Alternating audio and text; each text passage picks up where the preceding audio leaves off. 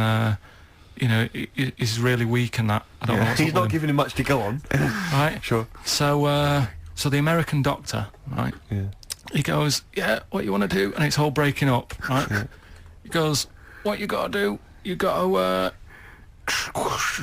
it's all breaking up. You've got to give him some, parrot's blood, right? Some parrot's blood? Well, that's what he thought he said, but the line was really bad. Yeah. He meant parents' blood, but he heard that he said parrot's blood. He said, right, I'll do that, leave it with me. I can see where this is going. He goes to, a pet shop. Yeah. He says, give us like half a dozen parrots. Sure. Takes them round to the kid's house, takes the blood from the parrots, puts it into the kid's fine. The kid's fine. I've never It worked. such a load of shite in my life. I've never heard such twaddle, such just mated bollocks in my a life. load of old rubbish, Carl. I mean, when he told me this, he said, the doctor said, what do I do? And the doctor on the other end said, give him some blood. And the doctor went, where do I get blood from? So hang on, wait, I just need to Where do I get blood from?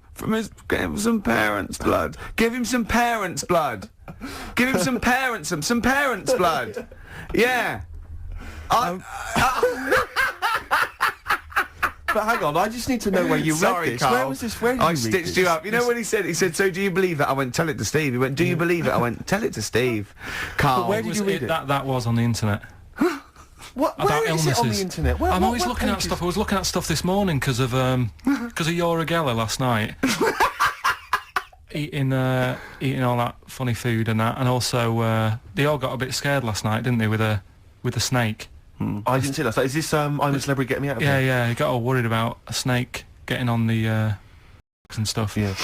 And they were all scared, and it is so Leave easy. it with me. Sorry, the doctor says, leave it with me. Yeah.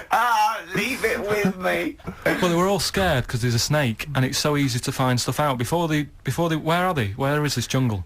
Australia, I Right. think. Before they went, give it half an hour on the internet. I found out with snakes, you don't need to worry, right? They're deaf. They haven't got any ears. Right. So as long as you're really quiet, Creep it'll, around, it'll yeah. probably leave you alone. Yep. And also, they don't have eyelids.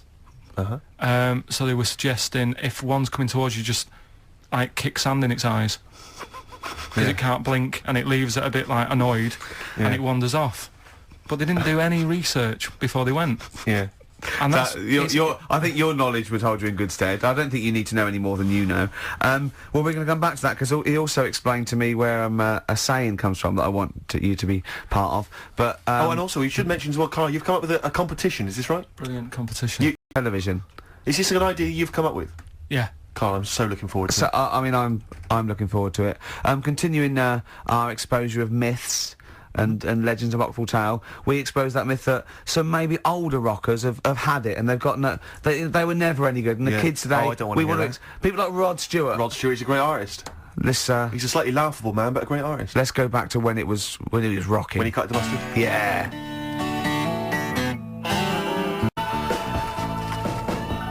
Rod Stewart, You Wear It Well Great tune. on XFM 104.9. Yeah, this doctor, I mean, we should find out who he is, really, and if he's still practising, because it worries me a little bit that, he did that. Also, I mean, he thinks he's got away with it, but how could he be sure those parrots wouldn't talk? True. Do you know what I mean? There were six of them, they probably got together and they probably put it on the internet. I mean, I feel that story, Carl, it asks more questions than it answers. Yeah! Really? Like, for them, I always feel like I need a little bit more information. Like, did the parrot boy continue to live? Yeah. You know, to a ripe old age, or did he die weeks later after this charlatan doctor who was going around, spurious think Did he was break alright. his nose trying to crack a big nut? No, I think he was all right. He lived to a. See, I'd have shouted, if I was that doctor, I'd have shouted that down the phone. Are you sure you said parrot's blood? Yeah. You sure it was parrot's blood? Listen, I mean, I'm not the best doctor in the world, but did you say parrot's blood? Yeah, but what you're forgetting is you're going back to the time where they used leeches to do No, blood we're transfusions. not. We're going back to the late 70s if there's a phone call to America Direct. Come on, Carl. They weren't calling America, like, in the medieval times or in the Victorian age. Come on, think about it, Carl. Yeah. You know, this has got to be like the like, you know, 30s or 40s, the earliest. You know? Right. I'm intrigued to know where this. I think there's someone on the web who's just. Because you're the only person who finds this stuff. Other people are using this to write theses. What were you looking up that then? What were you looking? I always look at weird stuff. What were you looking for? But what do you type in the search engine to find parrot blood stories? What were you looking for? There was this woman with a weird head. Why were you looking for that? What were you? Just because I'd heard about it. I'd heard like someone talking about it on another station. Right. About this woman with a funny head. Right.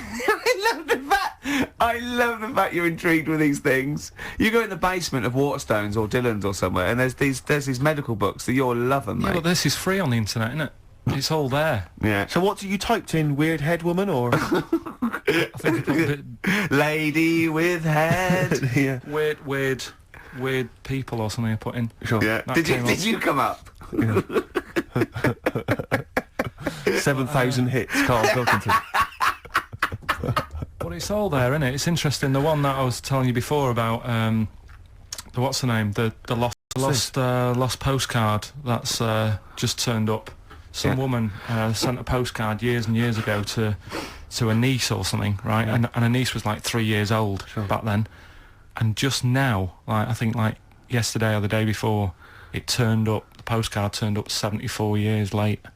74 years late. It took 74 years. And that 3-year-old girl's been living in the same house that whole time. Well, yeah. Sure.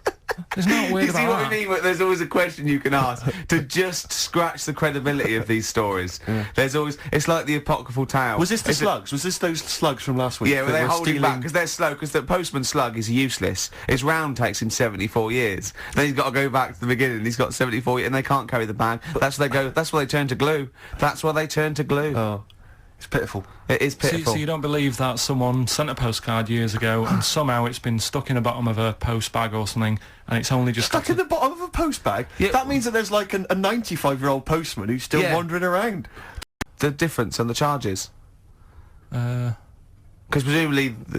It wouldn't have had Queen Elizabeth's... it was a penny black, presumably, was it? Yeah.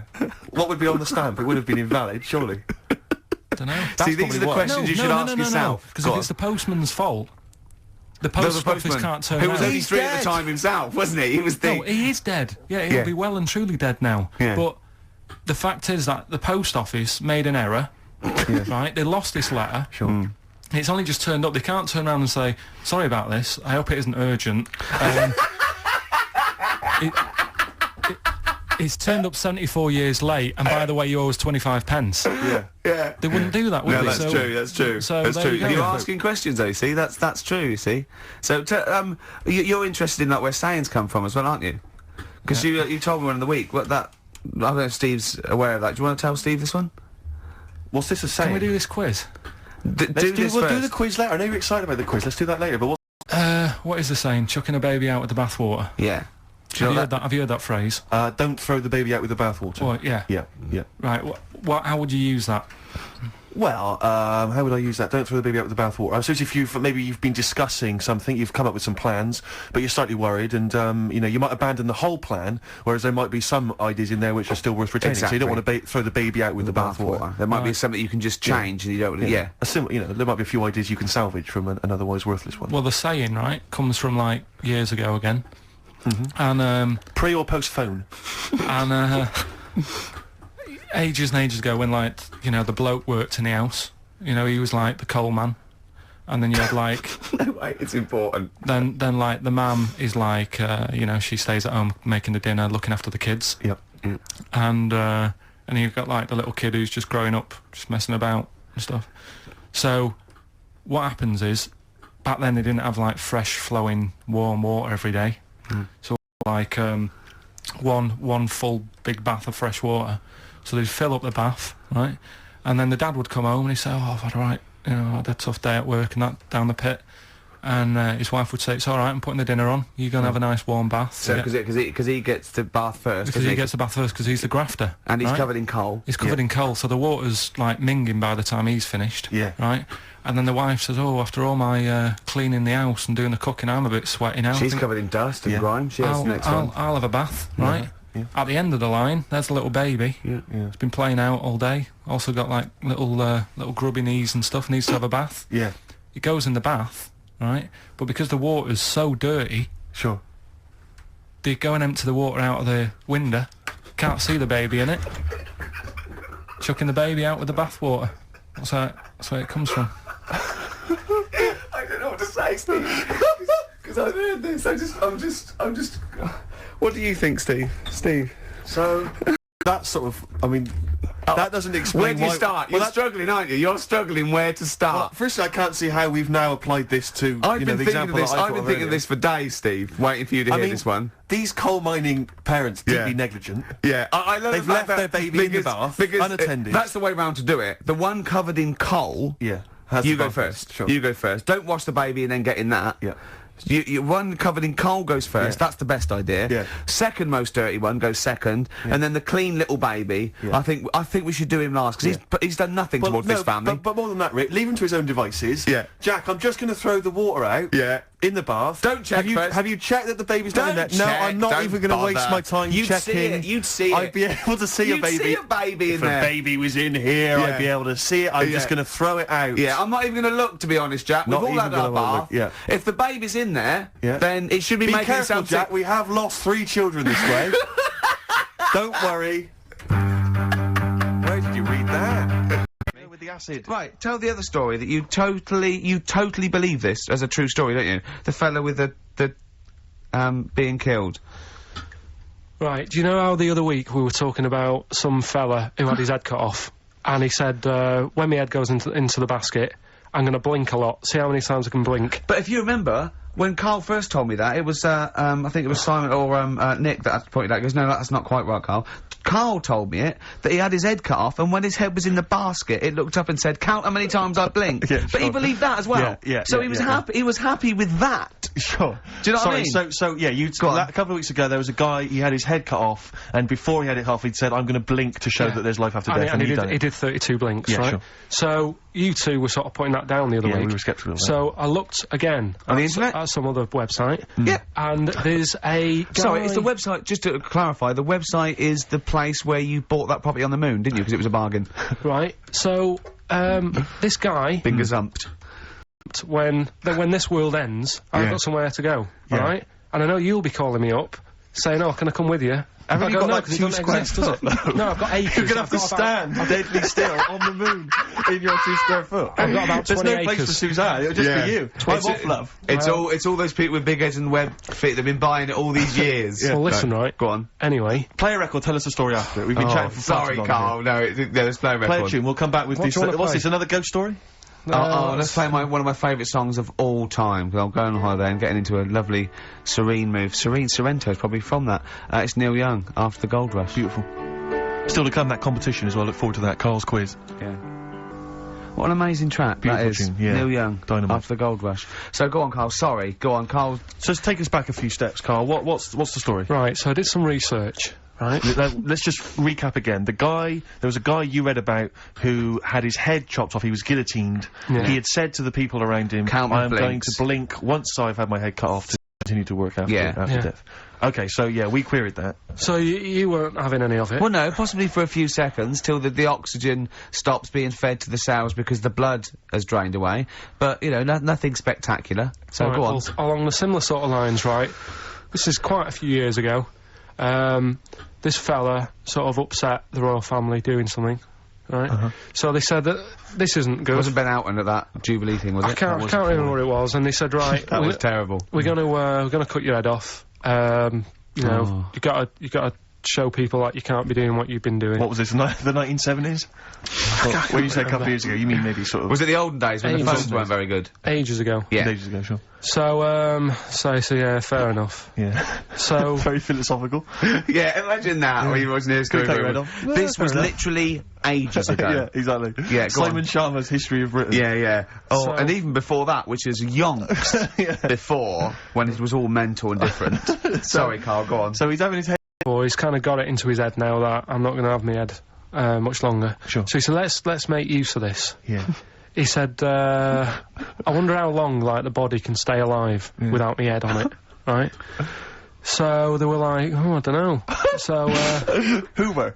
so The jailers? whoever he was asking. These jailers with one eye. Yeah. Get that punk. So he said, look, No, wait a minute, I've got an interesting scientific experiment, jailer. Well, Yeah. fair enough. What is it? so, he said, what I want to do, right, he said, you know, surely it's my last right, you know, I'm gonna be dead tomorrow. Sure. So, let's do He a didn't test. draw it out this long, did he? Yeah, he said, let's test this out, you know, he said, do us a favour. He said, you know, it's my last day, what I want you to do is, you're gonna cut my head off, let's put a white line on the floor, Right. and see if, you know, because there's no point asking how far he can sort of walk without an head if there isn't a line, because you don't know what to count, do you know what I mean? If it's just, if he loses his head and he's running around all over the place.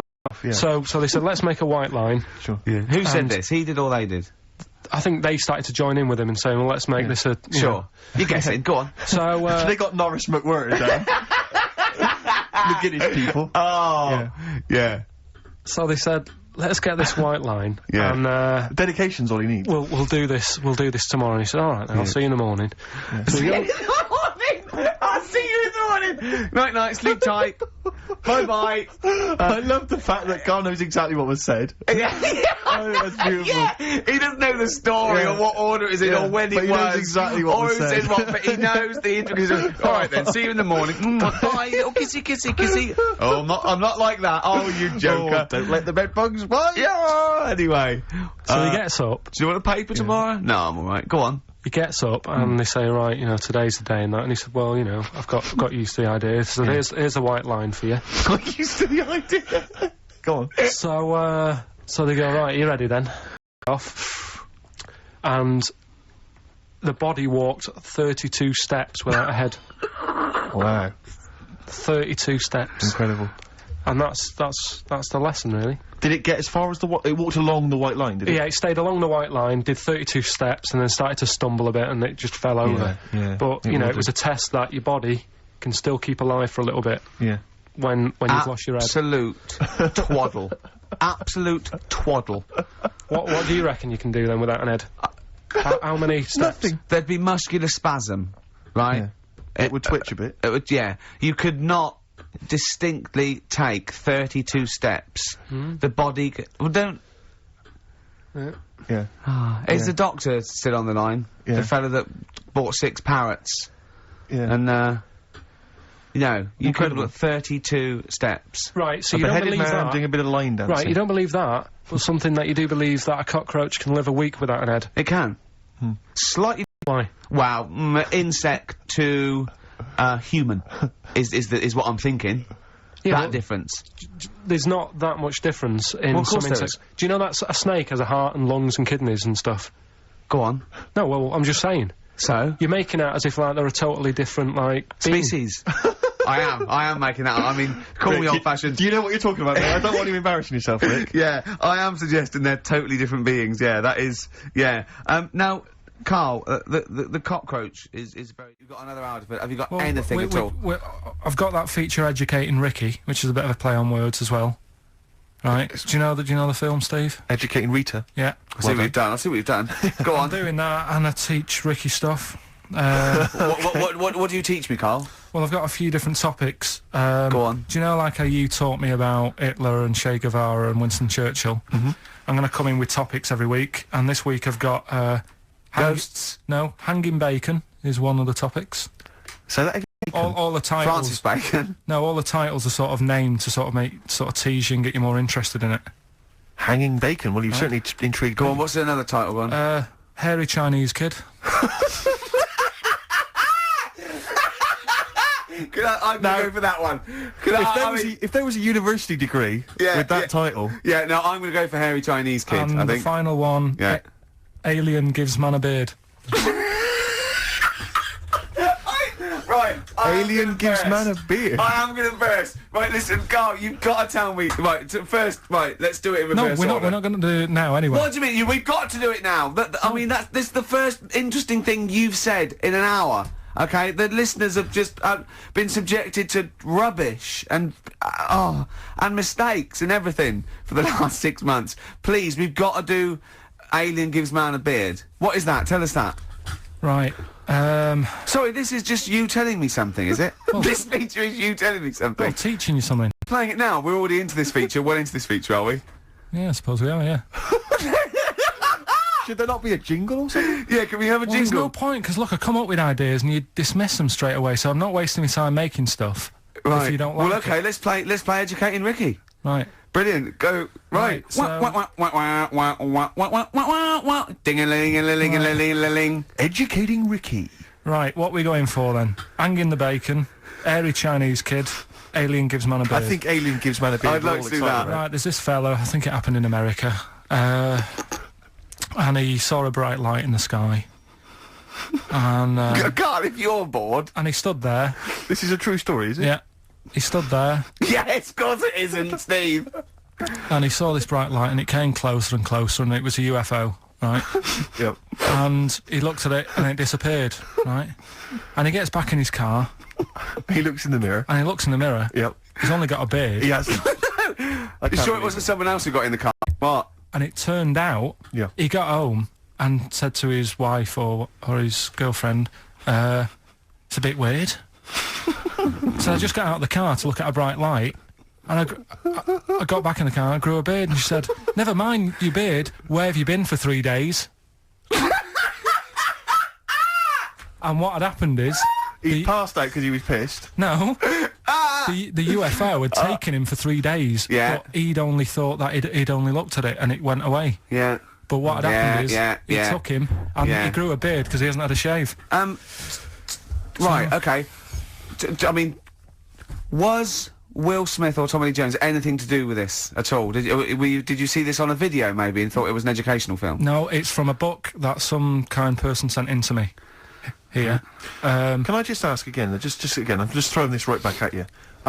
Do you think there's any other possible answer here? Right, a man is absent for 3 days from home.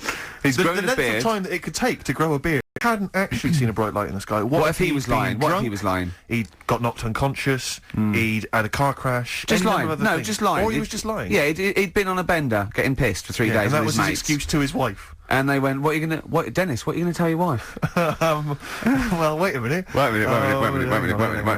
She's not going to believe I was out with you, lads. Just say you're only away for a minute. No, she didn't know I wasn't away from it because of the beard. Oh yeah, look, it looks like you've been out for 3 days. Well, we have. That's Exactly. right. Okay, we've got to cover that then. Alien abduction. Great one. Okay, let's try that. Do you see? That's a little scenario there that could have been played out. So, when you say educating Ricky, what have I learnt from this? Never listen to you again. That's all I've learnt so far. Never listen to you. Yeah, we'll add a little bit more in here, right? To Well, spice this no. up. What do you mean? Add a little bit more. We'll add a bit more to this. What I'm educating you about, Go on. right? There's only a law in America that says if you touch a UFO, you're going to get done. Now, why would they make a rule? I don't know that. I genuinely do not know what you're talking about. Right? Do you know like how here they might have? Do you know I what? have no idea. Right, Okay. Do you know like over Rick, here? I'm listening to Capital on these headphones. I got Foxy on from yesterday. Right, let's bin that. No, wait, it's great. No, I want to hear about Airy Chinese Kid. let's play a tune. And Okay, let's come play a back tune, with come back with Airy Chinese Kid, Play definitely. some doors. Yeah, I Yeah. just thought I'd go back, take it back to the 60s. This is a tune that a friend of mine sent If me. you touch a UFO, you get done. Soul Kitchen from The Doors. Shambles today. This.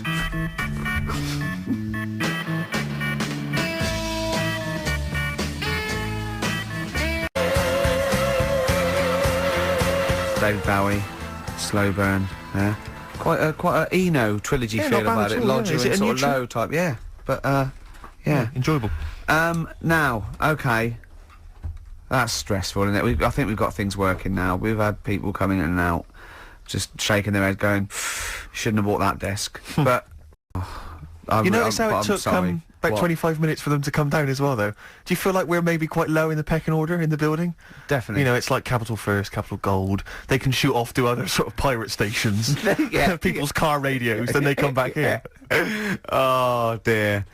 Oh, I had a job at Richard Sounds. Yeah. Light fitting was buzzing. Now, but we've got. Thanks for staying, listening. Right, okay. Educating Ricky. What have we got? Airy Chinese Kid. Go on.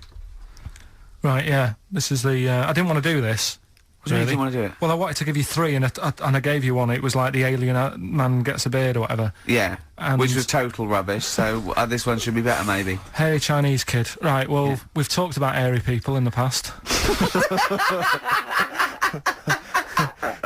True enough. Haven't we? Yeah.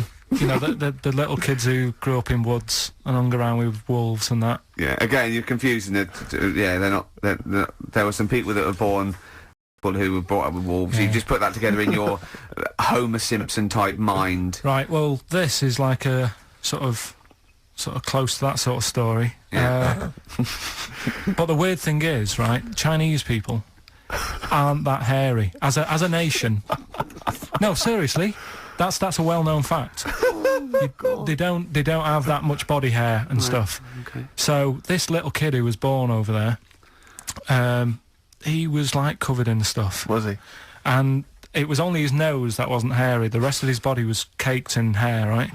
And his hair sort of What grew. sort of hair was it? Was Thick hair. No, what I mean is, was it sort of like a pony's mane, so he just looked like an Ewok? You know what I mean? Just like hanging down sort of straight, dark hair. In the picture, it looked like it grows from his downy? eyebrow. It grows from his eyebrows quite thick, and then it just goes all the way over You his don't think head. it was just really long eyebrows that he'd done a comb over? No, it was all over his body. And Had he styled it? Had he styled it at all? Did he have it in a quiff or? no, it was just hanging everywhere. all over him. Yeah. And they were like, you know, this is a bit weird, happening in China, where we're not normally that hairy.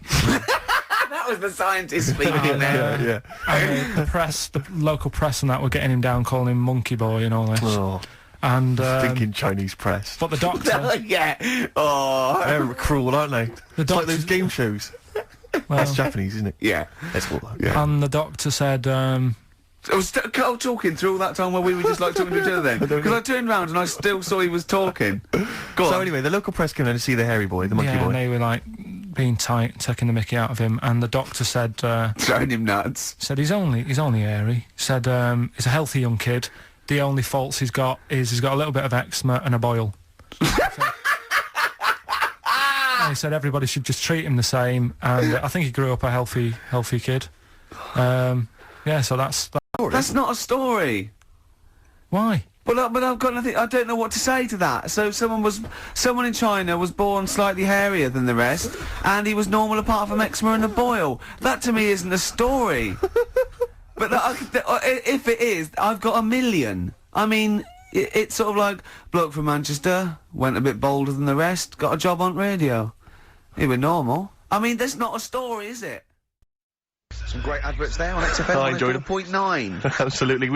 We have to give away these 3 pairs. We have to give these away, Rick. Yeah, We've got 3 pairs of I DJ know, but Shadows. this is so jam-packed. I think we've planned too much for this show. We have indeed. Next week, I think we have a little bit flabbier next week. Rick, do less. Rick, can we chill out next week, please? Yeah. Go on then. So yeah, any ideas, guys? Any questions? Sort of DJ Shadow related questions? Any Shadow, DJ Shadow. or DJ questions? Carl, any ideas? What does the word DJ mean? Yeah, it's too easy. It's I tell you something I do know. I can't really get a question out of it. Go on, just tell us. There's a shadow somewhere. It's already good, isn't it? I'm loving it No, already. right. There's a shadow. I think it was in America, Yeah. and it's on a quiet road. I'm guessing somewhere like Boston. That's what I imagine. Okay. Right. No. Somewhere like Boston, and people at night used to see this shadow moving about, and they'd go, "What's that?" Right? And it got known. The town, the little local town, got known for this shadow, but it didn't cause any problems. People What are you used to- talking about? it was Just like- you've lost me. What are you talking No, about? do you know like some places get famous, like Scotland's got the Loch Ness Monster and that, but Nah, it doesn't go cause on, any. yeah. But it doesn't cause any problems. Doesn't exist, go on. Right. So there's this shadow walking about on the road. And, What do you mean? No, what's he again? Rubbish. Right. So it's walking Nonsense. about. Where did you read this? Where did you It's see walking this? about. This was on the internet, and I'm Oh, sure. sorry. Sorry. Right. I thought it was shite. I didn't know it was on the internet. Right. So this shadow is moving about, and Independently of an object. yeah, and the local mayor, anyone. The mayor involved. Was he Mayor. elected to that post? Hey, Mayor, we got a problem down here. Seems like a shadow. Well, it's not causing any no, it's Is it just... causing any problems? Yeah, go on. But that's the thing, it was left for years, and then it did start causing problems. I see, that's it. If you leave these shadows to go unchecked, Rick, they go crazy. Yeah. You let them run amok in the city. Yeah. You've got to stamp What down did it do? on What did it Roman do? shadows. What did the shadow do? It was pushing people off the bikes. It was what? It was pushing people off the bikes. Oh! I'll find out more for that next week. Right, that'll tease Oh, them. you're a maniac! We'll do more on that. We haven't had time for educating. Please never have children. Right, listen. You are Just promise me now you'll never have kids.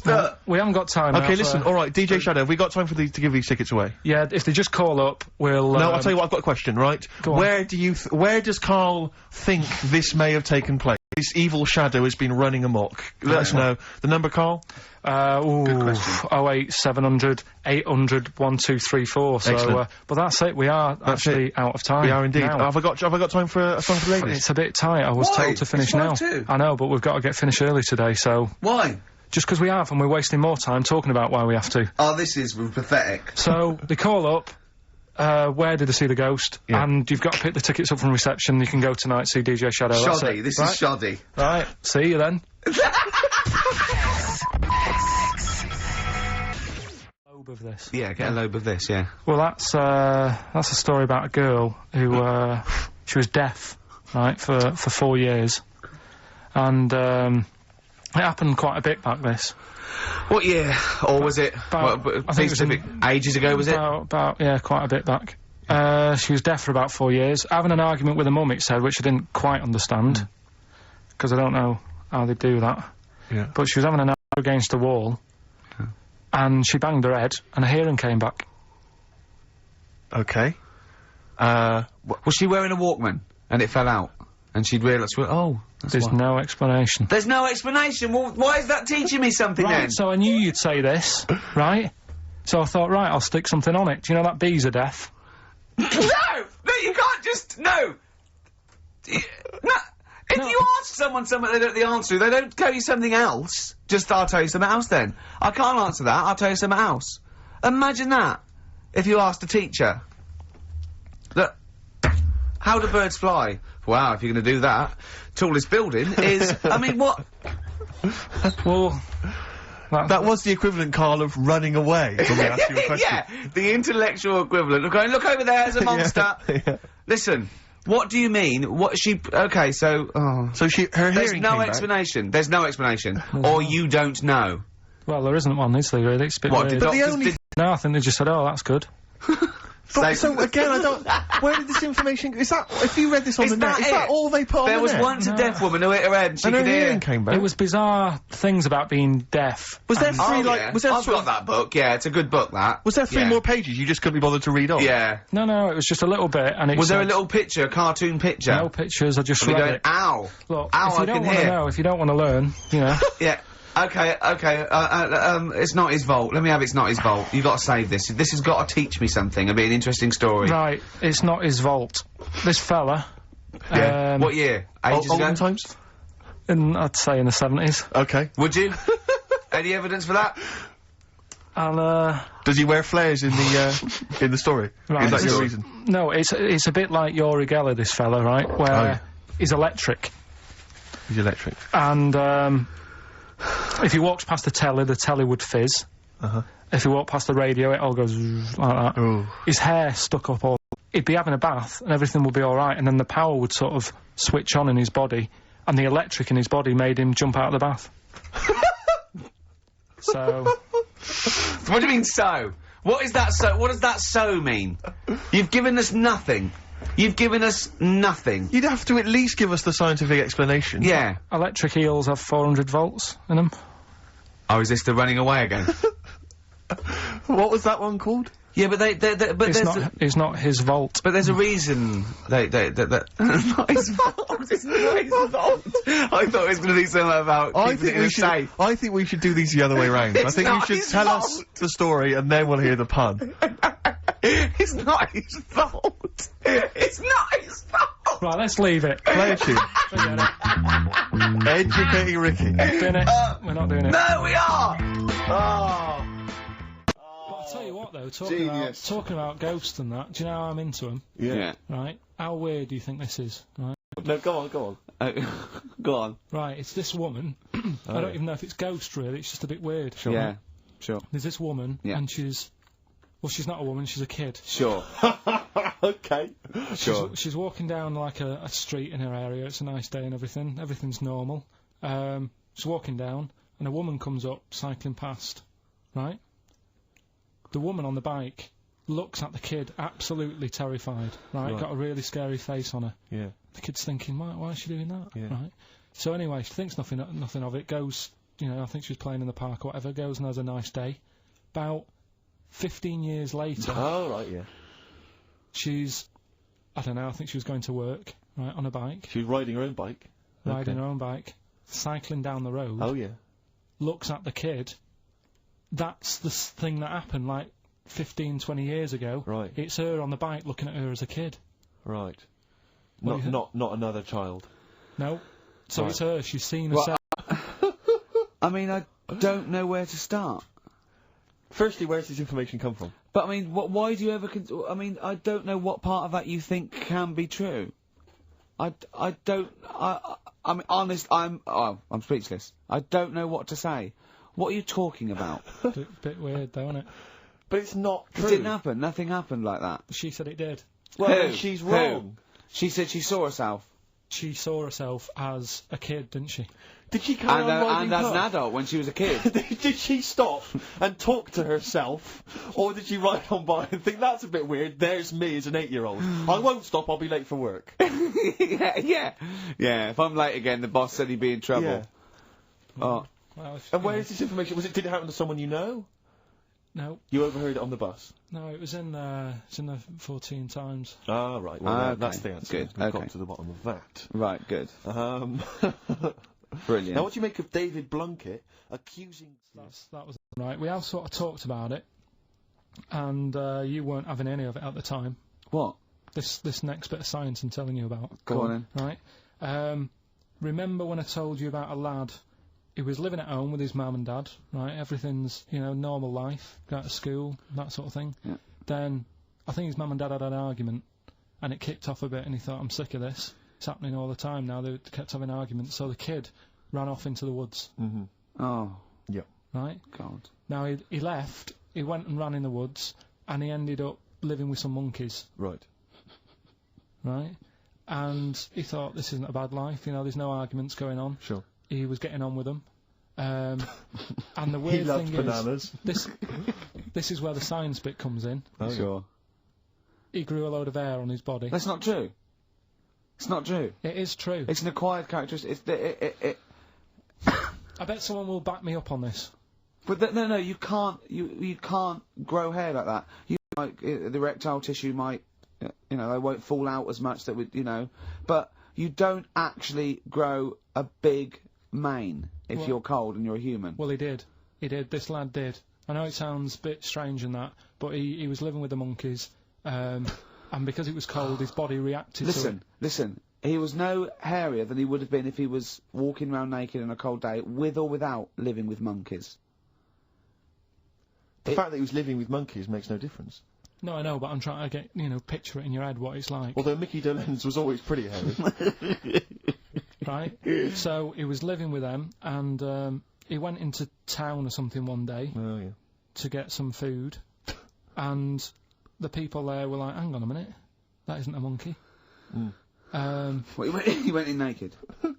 No, he was there covered in hair. Yeah, but naked, but covered in hair, so it was decent. It was. Yeah. But they that was a weird thing. They thought it was a monkey in the shop, and then So presumably he had a big long beard as well, because he looked like a monkey. And they were happy to serve the monkey, were they? There's a monkey, he's How buying did a he walk? newspaper and some milk. How did he walk, Carl? Did he walk upright or whistling along? The picture that I saw on the internet, he was on all fours, but I don't know if that's when he was running away after they'd sort of, realised he was a kid. But this was a picture. So he was a kid as well. He wasn't even like an adult with the beard. No, he was a kid.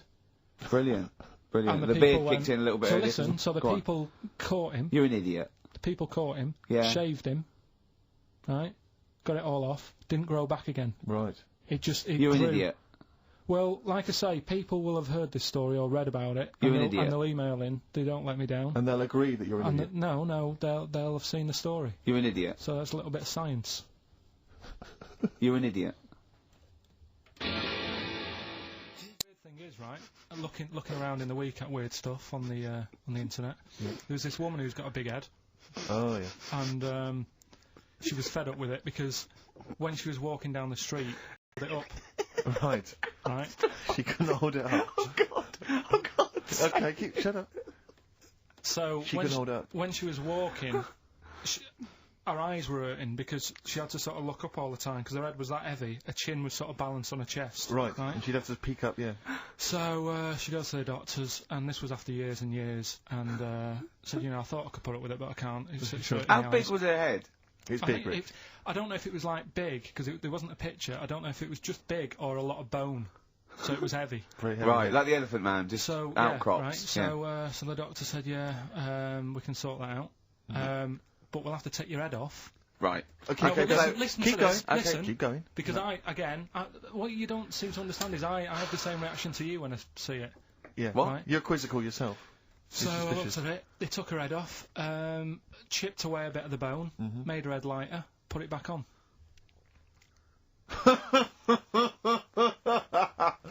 Right, play this. Yeah, this is asked by the Smiths. And if you'd like to ask Carl something, details coming up soon. How's that? Got a couple of things under the banner of then educate me. Yeah. We've got this is interesting, right? Do you know if you have an operation on your brain, right? What they do is this is why I'd never go to the doctors. I don't like doctors because this sort of stuff freaks me out, right?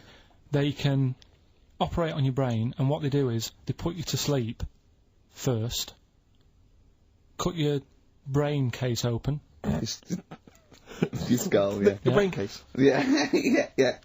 and then wake you up and operate on you. So you sat there with your head open, Yeah. messing with your brain, and you don't feel anything. Well, there's no nerve endings, is there, in the brain? But still, it's not right, is it? What, you think they do it for fun? No, They but go on, Reg, wake him up so he'll... necessary that you're awake, do you think, or... Well, they need the brain active, don't they? Yeah, but it is when you're asleep, you're having mad dreams. I had a mad dream the other day. Go on. No, I might tell you about it later, but there's no sense to it. But, so your brain's still... Where is this conversation? Yeah, I mean, it'll turn out, I go, no, Carl, I was there, that wasn't a dream. Yeah. No, Yeah.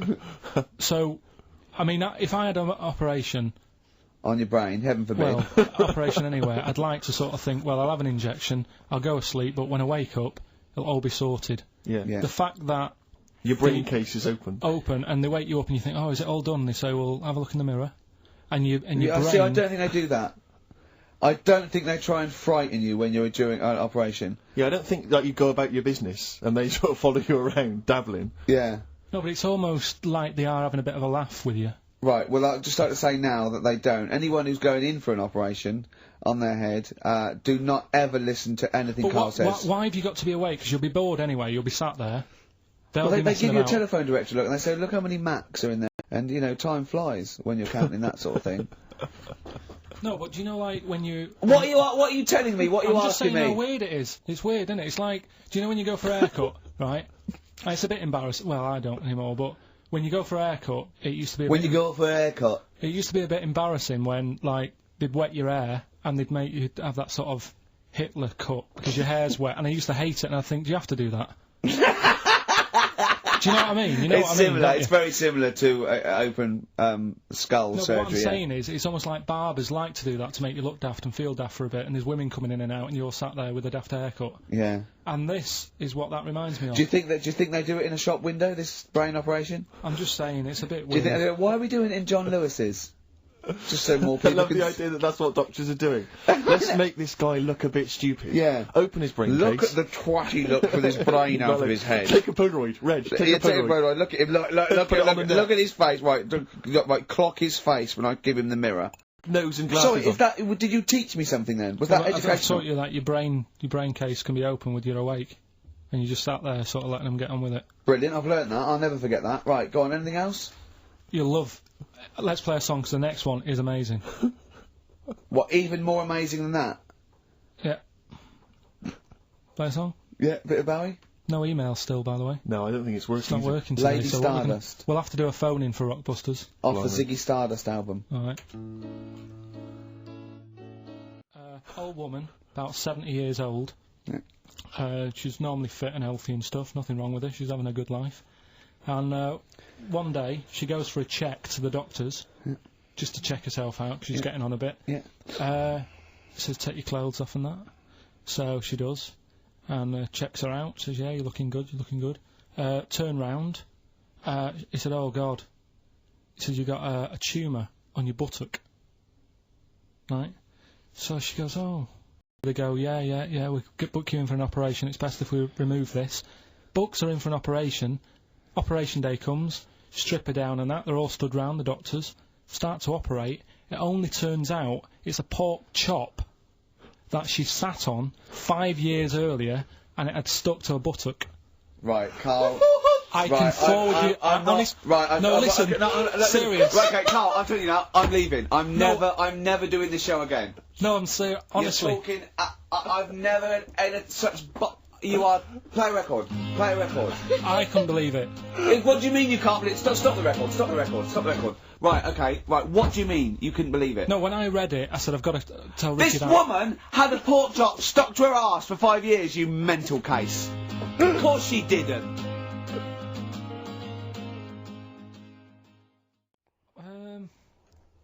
I don't think I did answer it. I just said, you know, the odd You thing. just said I'm asleep. Little the other night and said, oh, I've just learnt something today. She goes, go on. And, you know Lego bricks? Oh, yeah. The name came about because some kid's mum, the kid was messing with the bricks, and she said, let go of them and come and have your dinner. Play a record. It's got to be rubbish. It's got to Play be record. rubbish. It's always rubbish, isn't it? Wait, they're Scandinavian for a start. So, The Scandinavian. there is no. Let go.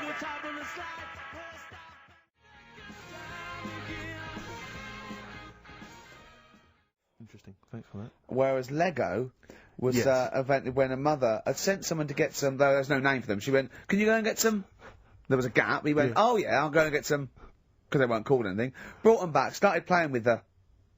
And then she went, look, give me those.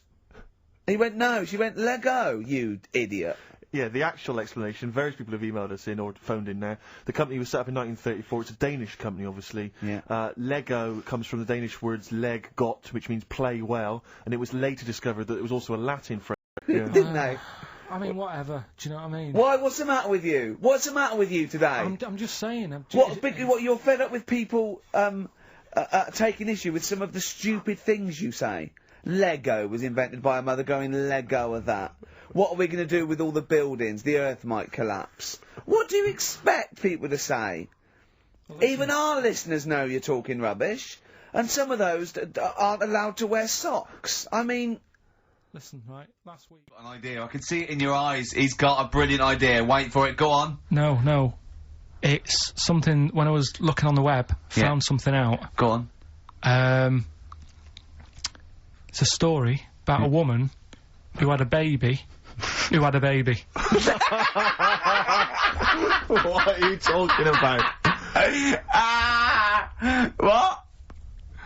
A woman who had a baby who was having a baby. It was no clearer when you repeated it. No! Yeah, and her dad's like, oh, you two are gonna get along great. I can't wait to have some grandkids. And it's just, I don't know.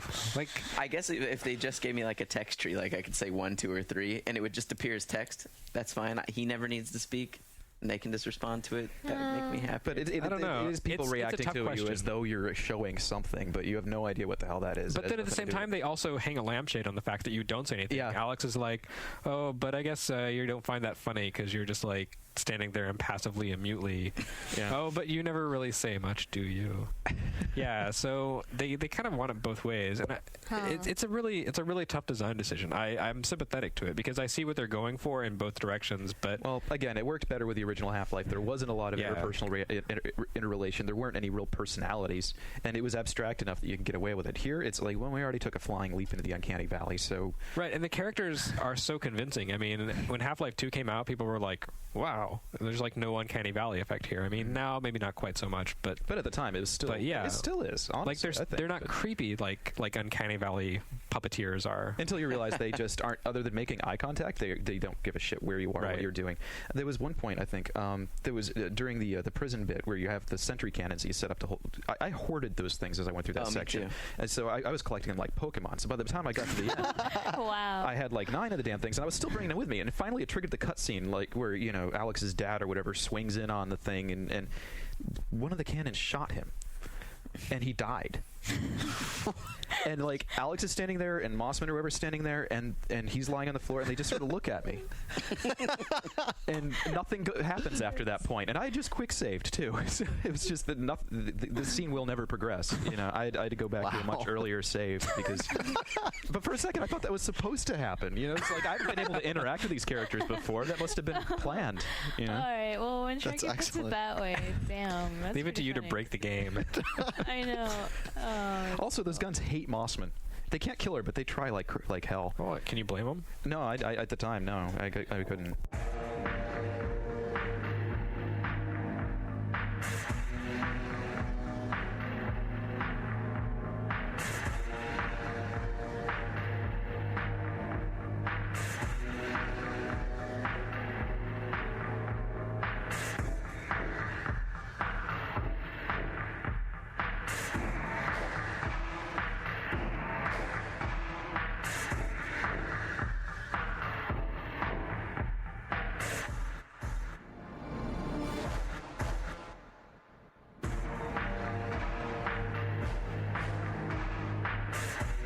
Anthony, do you have any letters? No, I can read forget the for a one. The lot. other was Okay. Sweater though. All right. I'll read one from Jonathan Gerdes. Sorry, this is a bad printout. 1998 saw 3 of the most influential games of all time: Ocarina of Time, Metal Gear Solid, and Half-Life. Ocarina of Time laid the groundwork for every 3D adventure game to follow. Metal Gear Solid revolutionized story in games, and Half-Life revolutionized story through gameplay. By never taking you out of the head of Gordon Freeman and by creating a cohesive, realistic, for the time, game world to play in, Black Mesa, Valve was able to create what was at the time the most immersive gaming experience yet. The creature design was spooky, the music moody, the sound design perfect. Who doesn't jump at the sound of a head crab jumping at you in the vents?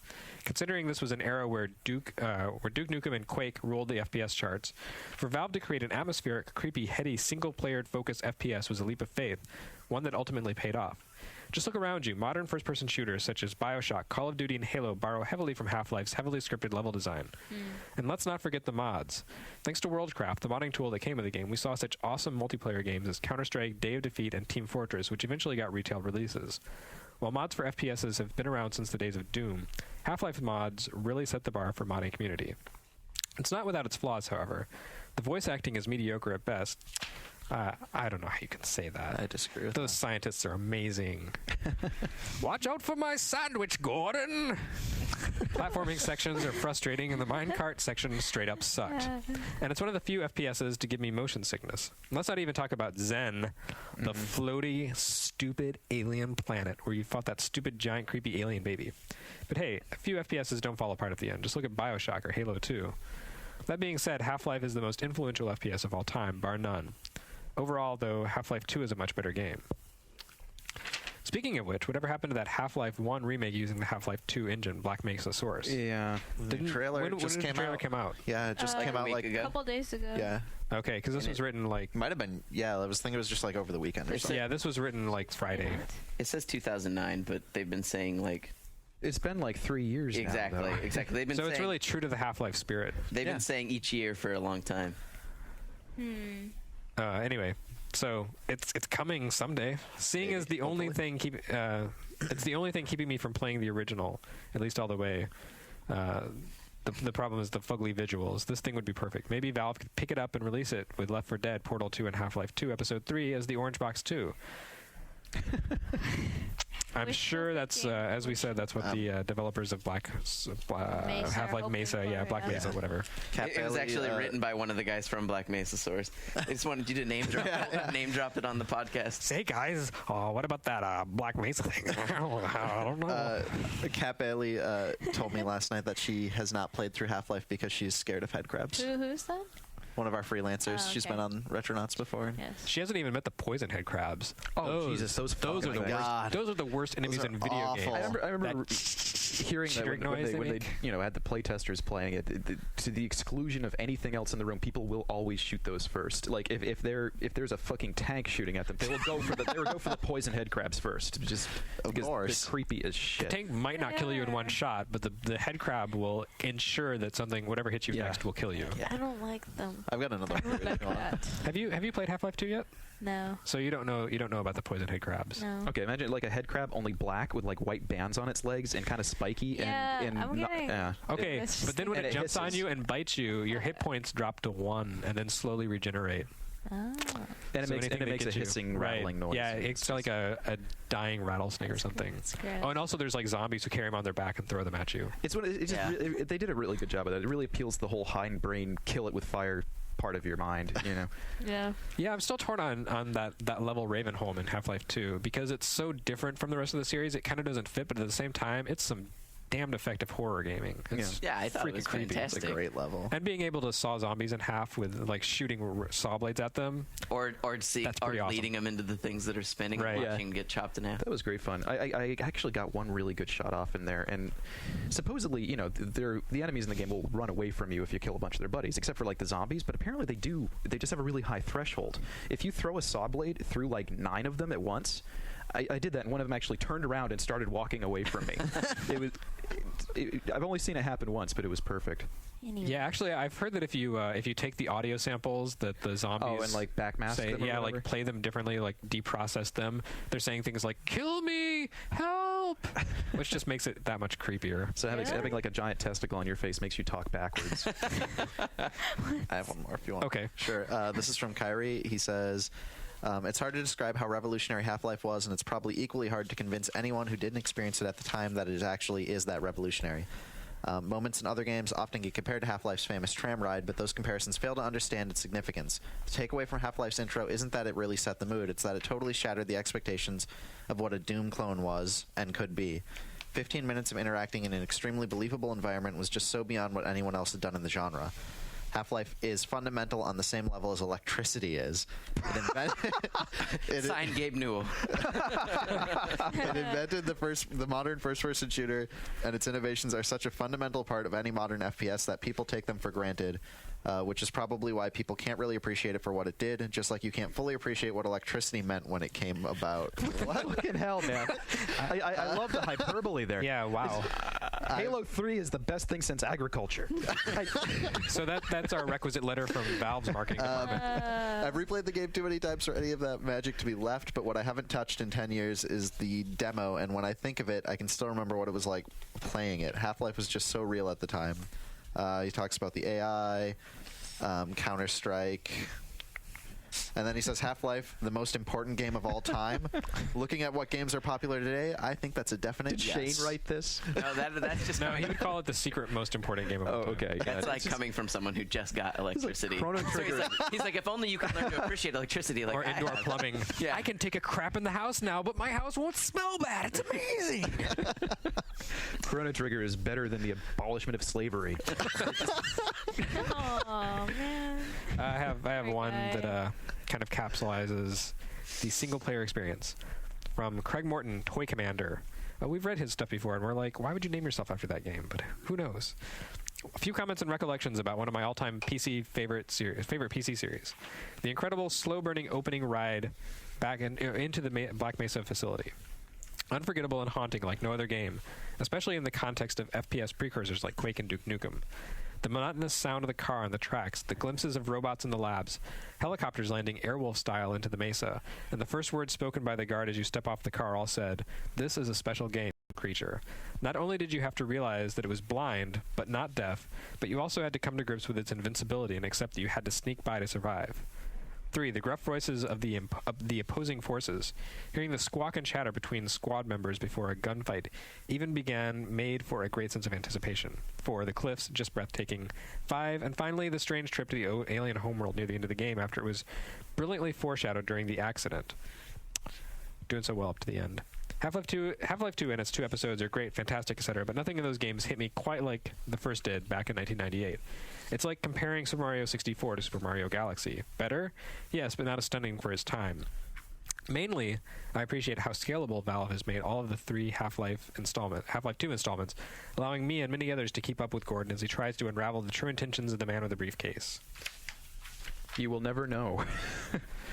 That's something else we didn't really mention. I mean, especially in Half-Life 2, because it's easy to point out how not subtle that game was, but it actually was extremely subtle in a lot of ways. The entire backstory for the thing, thread, Mr. Freeman. Yeah, You'll but I never know. meant the backstory of Half-Life 2 though is not like laid out for you. It's not just put on a platter. It's something you pick up from reading little newspaper articles on the wall, or the way the world is. You just sort of piece it together. I liked that. Yeah, there's more information given in the episodes, but in the first Half-Life 2, you kind of have to figure out, wow, it's been 20 years since the first game. Here's what happened. Here's why Breen's in charge and so forth. But you had to do that by reading newspaper clippings mainly. Yeah. Why am I in a really bad version of Children of Men? Yeah. See, at the time, Children of Men hadn't been made. Okay. But yeah. But it does kind of put it in perspective that, wow, you people are not real. Yeah. Made it react a little more. That was exactly what I thought when I saw the Children of Men.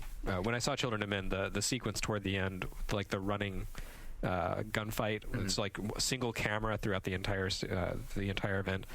Like the first thing I thought was, oh, this is like Half-Life 2 except real. Yeah. This kid makes me feel old in this letter. Makes you feel old? Yeah. That's saying something. I'm like, you feel old too. Wow. Damn.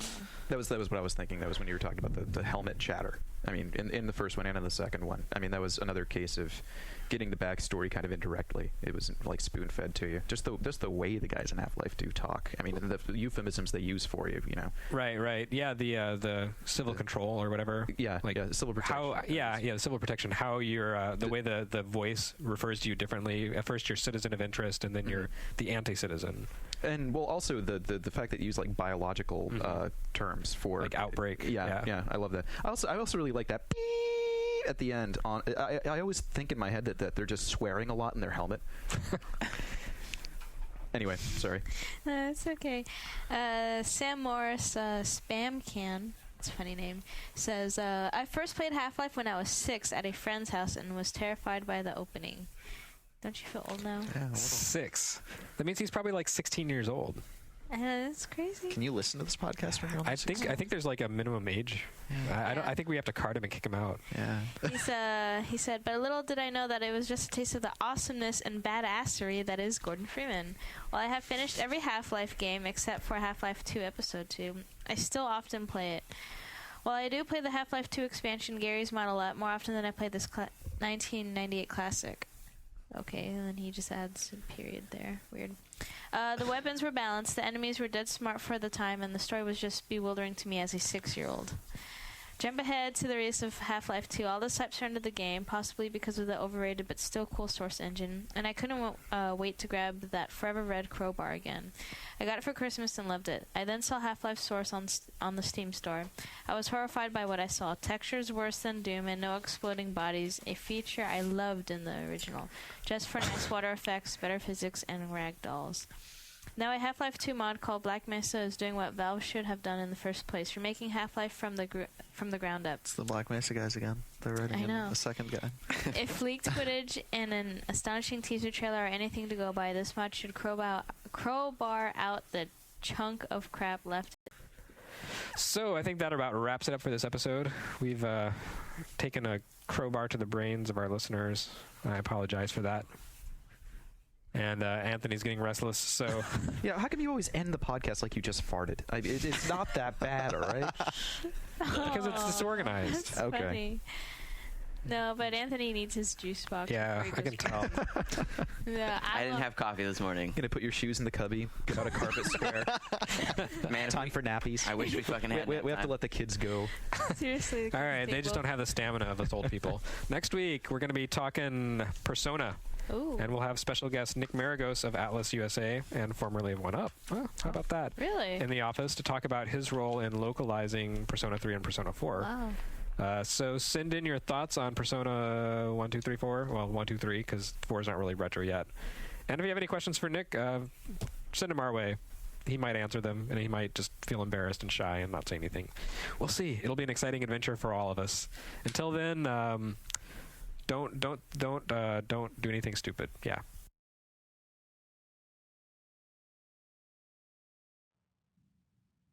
The United States Supreme Court will soon be deciding on whether or not video games should continue to be protected by the First Amendment, just like books, movies, and music. Legislators across the country want to control what games you can and cannot play. It is no exaggeration when we say that this decision represents the single most important issue for gamers. How can you let your voice be heard regarding this pivotal moment in history? Sign your name alongside thousands of other gamers at www.gamerpetition.org. This week on Retronauts, out there, it's their time.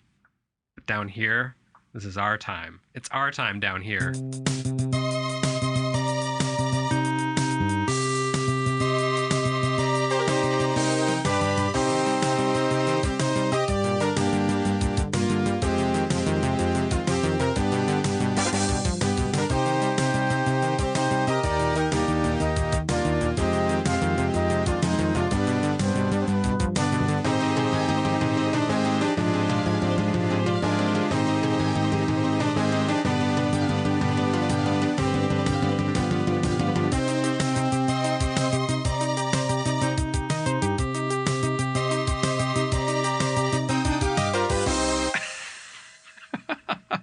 No?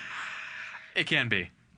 What are we down from? I'm not sure. The ninth floor? Well, we did used to be on the ninth floor. None of you worked here at that point. Right. But back when I first started with the 1UP, we did work on a different floor.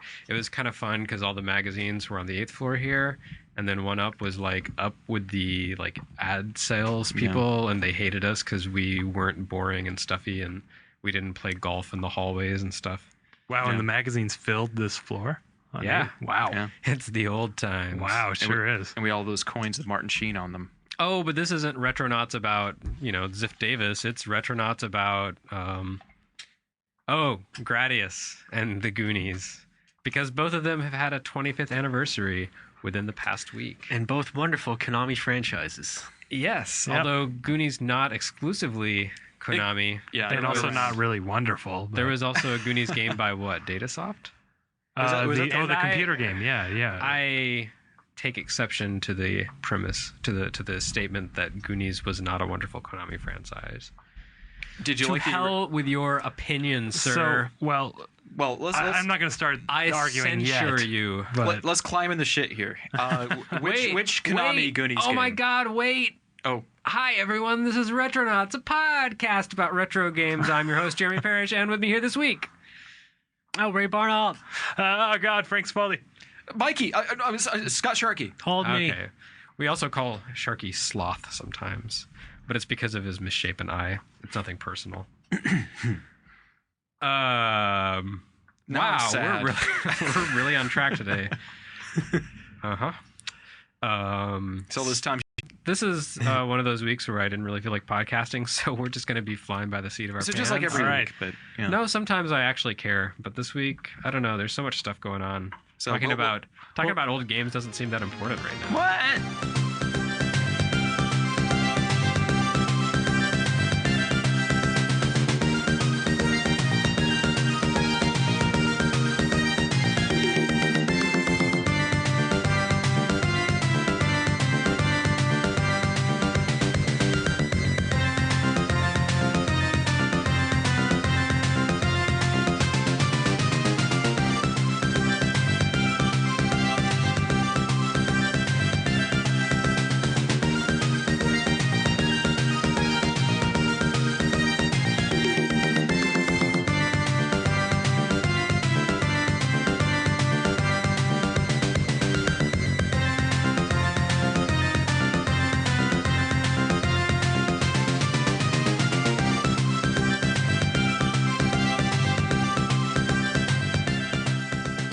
We'll see what we can manage with the... Okay, talking formally about old games, doing anything more than just like sitting at my desk and reminiscing briefly whenever someone walks past my office, that's fine. Yeah. But putting it to tape... You should just have a mic on your desk. I should. We've talked about this, actually. There should always be microphones on everybody's desk and a red button you can hit, that'll go back 5 minutes. Well, you think it should be a camera, though, right?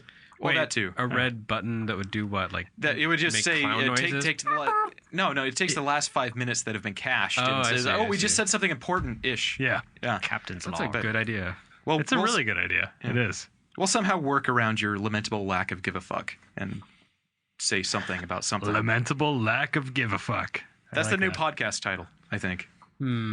So I'll help you out. Parent friendly though. It's a little bit NPR, but we should just make a business of coming up with pithy turns of phrase. People really liked my my statement about what was it in Metal Gear Solid Peace Walker's review yes, about, I was loving that. The interrobang laden echolalia. Yes, of which snake suffers. Oh, that made my day. It's a flower. Nobody right? knows what the fuck you're talking about. But yeah, it's the field of flowers he shot the boss in. Oh yeah, the echolalia field. Right. Polysyllabic bullshittery. Boss. Yeah. So, Frank, were you saying something? Yeah, I was saying I would help you get things started and question whether there was any retro news this week. I don't know. I don't either. I really haven't been paying attention. Goonies 25th anniversary. Yeah. Also, I want to say there was a game room update, but I don't know if anyone cares anymore, including me. Especially not the people who have all been fired. So. Well, that was a while ago. That was a long time ago, and I don't know how much. That was game like 3 room. weeks ago, I think. It was more than a month actually. I kind of care. The last one had Mr. Goemon. Yeah. Oh. I need to play that. Damn. What did this week have though? I thought that was it. Maybe there wasn't one this week. That was a week ago. I didn't know. Did you talk about it last week? Was there a Retronauts last week? There was no Retronauts last week. Okay. And I haven't had a chance to play Mr. Goemon because I had to play his.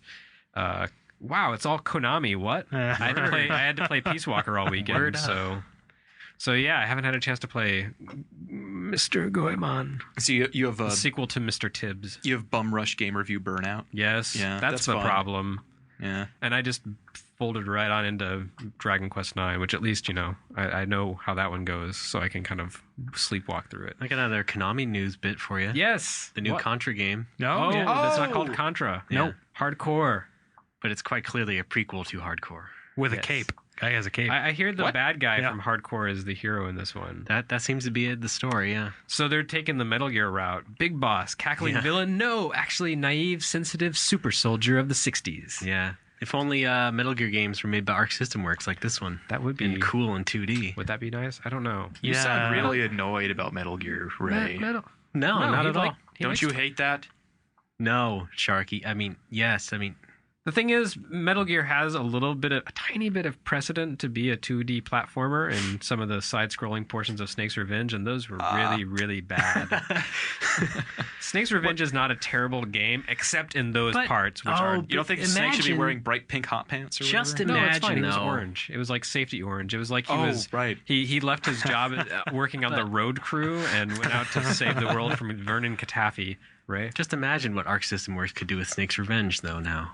If they remade it to make it better than it ever was. They could scarcely make it worse. In that, I mean, probably good. Still suck in those side-scrolling sections. No, you gotta have but hope. it would move so smoothly. Yeah. High-res 2D. High-res suck is still suck, though. No, man, you don't. So if you were going to put Arc System Works on a Metal Gear product, you would have them remaking that. Suck? Yeah. Yeah. Another pithy turn of phrase by... Work from the bottom up. Okay. That's what I thought it was pithy. Maybe it is, but pithy makes me think of pith helmets. I'm the lord of the pith. It just, it's sort of like that effeminate lisp. I'm all pithy right now.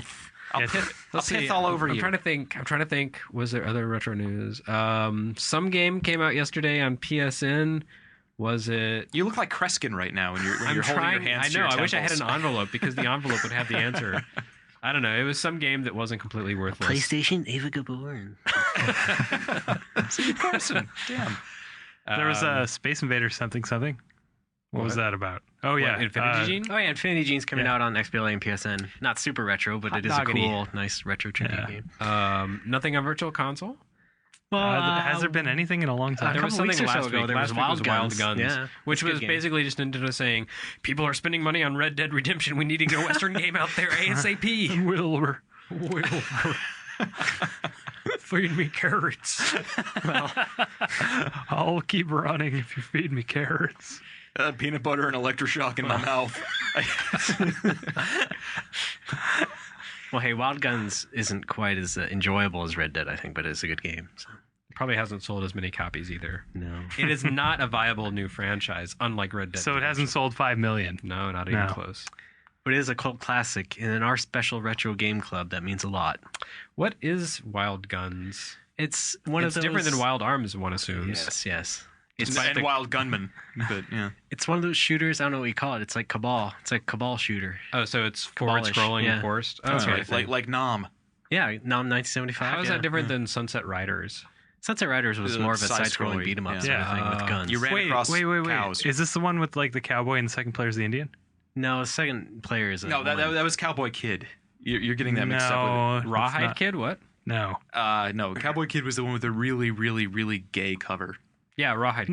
No, I'm talking about an arcade-only game. No, Rawhide Kid was the Marvel comic from a few years back where the cowboy main hero actually was gay. That was like the hook. Okay. Yeah. It probably wasn't very good. I was talking about Cowboy Kid, but, close enough.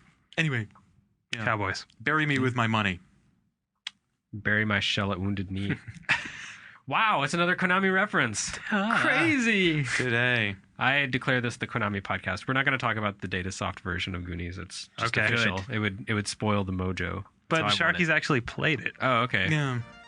All right. I liked it.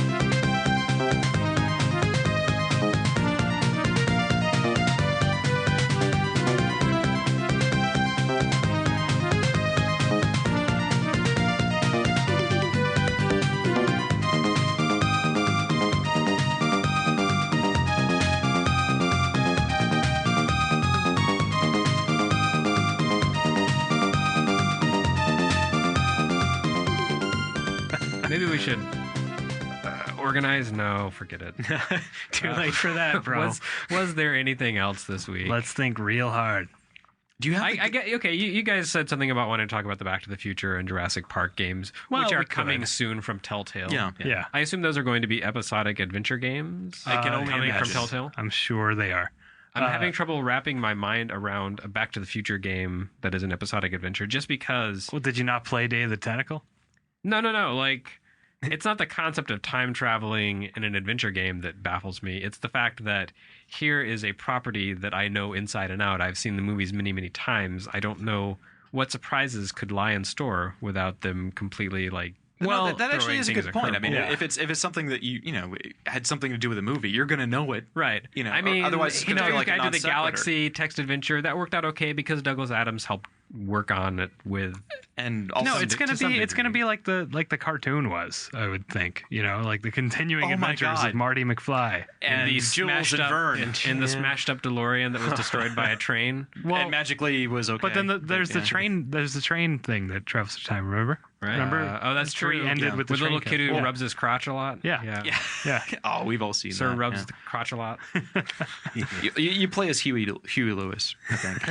Is how to Oh, you say like that. travel through time, telling people that their music's just too darn loud. Telling them to buy sports. But that's the new Back to the Future. Right. And it sounded like you were going to let us talk about the old Back to the Future. Oh, I don't care about those. Oh, well. We can talk about the movies though. They're great. They all suck to the end. No, the games, not the. They were movies that were like the plot was motivated by Libyan terrorists. How quintessentially 80s can you get? It's pretty much straight 1985. Although actually, come to think of it, Snake's Revenge plot was motivated by Libyan terrorists. Oh, God damn it, comes Konami. back to Konami. And Libya. And Libya. And Vernon Gaddafi. They should open a Konami Libya. But you guys will be, and possibly me. I don't know if I bother to show up. Drop in. We'll be playing the Back to the Future games tomorrow on Game Night, which might actually be tonight on Game Night or Shame Night. Yeah, if this or goes up possibly tomorrow, but, yesterday on Shame Night. I don't know when this is going. Shame Night is the Thursday after this recording, which is a Wednesday. In any case, Shame Night will be posted in its partial entirety on GameVideos.com. So please do check that out. God, it's like I'm in a DeLorean right now. We should actually make Sam wear his Marty McFly outfit. Does he have a Marty McFly? Is it the 2000? Yes, he wears it every other day. I mean, he's got the goofy plaid shirt and the vest, and he's got that I thought you meant like the guileless 2015 Marty McFly outfit with one sleeve the wrong size. No, he's got the original Back to the Future Marty thing, and he rocks that pretty regularly. So, I know everyone's always asking him, "Did you jump ship? Were you in the Navy? What?" Aye. But yeah, we've identified, I think it was about 6 or 7. Well, 7 Back to the Future games and 1 game featuring. Are you Future 2 and 3 as 1 game or 2? We're counting them as one. Okay. Yeah. Titles. And we're not counting ports because there were a shitload. Do you want a list? But we're actually counting Universal Sure, if you can do it off the top of your head. I think I can list these off the top of my head. Are you ready? Go nuts. I'm going to go in order of movies. Okay. You've been practicing. There is Back to the Future for the MSX, which is a strange arcade game. Was that a Konami game? No. No, it was some bunch of assholes. But then there was Back to the Future on the Commodore 64. Wait. The MSX one, was that developed in Japan or in Europe? Europe, I'm pretty sure. It looked pretty Japanese. I don't really? know. You think... they had the little deformed Did Marty heads. have like a giant head? Yeah, everybody had big heads, and there were cops running at you for no reason. And all the mailboxes were like orange square. No mailboxes. It kind of reminded me of My Hero. Sure. That reminded me of like that Superman. Sega game where like there's just endless people coming at you, but you got to jump over them rather than. There was that scene in Back to the Future, the original Back to the Future, where With Marty was mobbed by a SWAT team. Yes, a multicolored SWAT team. It was like the Power Rangers beat the shit out of him. So basically, you're trying to get George and Lorraine together. With the power of music, it's just like Macross. Well, no, there's no music involved. You get them together by jumping over cops and then getting to the dance. That was just like the movie. Yeah. It's crazy, kids. Commodore 64 version is next. It's number 2. Yeah. Was that developed by David Crane? This was not music developed by Tim This Follin? is developed by someone in the UK somewhere, like most of these were. Yeah. Like all of them, I think, except for the the character art, I actually think was exceptional. Character art in the Commodore 64 one is awesome. George looks just like Crispin Glover, as best you could render him with like a 16 by 16 square for his head. He's got the head down and the greasy hair, and is actually pretty good. Yeah, there's really good sprites in the Commodore 64 version. The everything else about it is terrible, but other than that, this is the Back to the Future game that probably most closely follows the plot of Back to the Future. Like the MSX game, your goal is to get George and Lorraine together, but you do this kind of in an adventure game style. I see. Where you're collecting. Where you have to collect a prelude to Telltale's game. Yes, you have to find a guitar and a book and a cup of tea. Yeah, and then a radiation suit. Actually, that's the last thing you have to get. Yes. Mm-hmm. I never did figure out how the teacup came into it. Well, you have to pour no tea into it. It's an adventure game. Actually, it's a coffee cup you get at the diner. Oh, of course. Makes perfect sense. All right, because you can't get a Pepsi free. Right. Or a tab. Yeah. Oh, it all comes together. There is a Pepsi sign in the diner in the game. I don't know if that's authorized or if it's like the earliest example of in-game advertising there is. I don't know. But I think that was accidental. I tried to play this one earlier today. I couldn't figure it out. We won't be able to figure it out on Shame Night either, I'm sure. Then there's Back to the Future on the NES, of course. Do any of these games actually start in the 80s and then take you back to the 50s, or are they all just pretty much set in the 50s? They're pretty much all set in the 50s. Because there should be like, they should start with a driving level where Yeah. there's like a Volkswagen bus with a guy shooting RPGs at you. No, that would make sense. It seems as though that would make perfect sense. Yeah. Meanwhile, we get like sliding block puzzles based, around. Well, hey, you're getting ahead of yourself. Oh, I am. I'm here. sorry. Yes. So go maybe it could start with you building a Rube Goldberg device to feed Einstein when the alarm goes off. I mean, let's go. Well, you have to mug Pee Wee Herman to get that. Let's I think. dig by Skitchin. Yeah. But yeah, the NES game. Everybody played the NES. The NES game is the one where. Oh God, that fucking. Did you know that I brought the programmer of the NES Back to the Future into this office? Yeah, he didn't tell us. I didn't tell anybody. Was he because on the he knew what would happen. podcast? Yes, he was on the Tengen podcast. Mark Morris. Oh, okay. See, if he had told I never us actually that- played the game, so I don't bear him any ill will. Yeah, he. Well, I did, and if he had mentioned it, I probably would have punched in the mouth. Why I so didn't? it was actually really he's smart just of the you. programmer, though. It Yeah. wasn't necessarily his fault. And he's when like the guy who does what the other people. Yes, tell the him to Nazis do. told him to, pump Exactly. the gas in, and yeah. That's exactly right. I was just following orders. Still bears responsibility. So this is done. we went almost 17 minutes without a Godwin. Good Sorry, job. I broke it. So this was done at Beam in Australia, which is where like any Australian guy who programmed went to. Right, of course. And Mark was like 17 at the time, so That's what a game programmed by he a was young and 17-year-old. foolish, Yes. and he didn't know what he was doing. And you know how Marty like plays Johnny Be Good like way too obnoxiously, and then has a seizure. It's because he's a kid. Yeah. So like you program a bad video game based on a movie where a kid plays guitar obnoxiously. It's understandable. There's sympathetic. I was like the same because you're a thing, kid. except with assembly. You're right. Exactly. Well, I mean, assembly language is for a programmer what rocking out guitar distortion is for Marty McFly. I don't know. I think we whatever. lost the thread there. Well, anyway. I actually finished that fucking game, and I finished it with a power glove. That's amazing. So I would punch him with that same fist. All right. For Shame Night, I want you to play it with a U-Force. Oh, do we have one kicking I don't around? think We we should do. really employ Shame. that thing I don't think we more do. often. So after that, there was Back to the Future 2, Right. which was both a computer and Sega Master System game. When you say computer, you mean... Oh, I mean Amiga, Yeah. Spectrum, Commodore Every computer. 64, Yeah. Atari ST, Macintosh. Amstrad, CPC, DOS. I don't think there was a Macintosh version. Oh. Everything but the Macintosh had Back to the Future 2. Poor little thing. VIC 20? No. Well, that was done by then. Yeah. Because we had it was on the on the C64 and the Amiga. Give it a break. I don't know. A lot of CC... I don't know. Anyway. Sega put Sonic the Hedgehog on Master System. That was done by then. I'm just saying. Nobody put Well, it Sonic wasn't the done Hedgehog by on then VIC 20. Okay, Sonic 2. Was it on No, not PET? this. This is important. Not this again. It wasn't done in the UK. yet. Tandy? It wasn't on the Tandy, no. So the DOS count. Anyway, get on with it. the computer version of Back to the Future 2. You watched a playthrough with me today. Yes, I did. It follows the movie kind of closely. The first level, you're Marty in the future on a hoverboard. Being chased by holographic sharks? No, being chased by Biff and his gang. Nobody ever works Griff. the holographic shark. Griff, excuse me, Griff and his Come gang. on, get the continuity right. hey, mister. Biff is in this Biff is too. there too. He tries to hit you with his fucking stick. Oh, He's- like all old men in video games, 8-bit video games, he's probably the most dangerous opponent of all. Actually, probably. So you're riding around on your hoverboard, and Those things don't work on water. everything in the future is trying to get you, and including little robots and shit, and Griff's gang and Biff and whatever. Level 2, you are young Lorraine. This is so random. Wait, what? Yeah. Well, remember, there's young Lorraine and old Lorraine in the future. Yeah. So you're not Lorraine. Lorraine was Marty's mom. Excuse me. I'm sorry. Okay, Yes, Marty's girlfriend. So you're talking about Jennifer. Yes, yeah. the newly that makes more sense. the newly and mysteriously Elizabeth Shue played Marty's girlfriend. Yeah, Yes. you're Marty's girlfriend in her future home.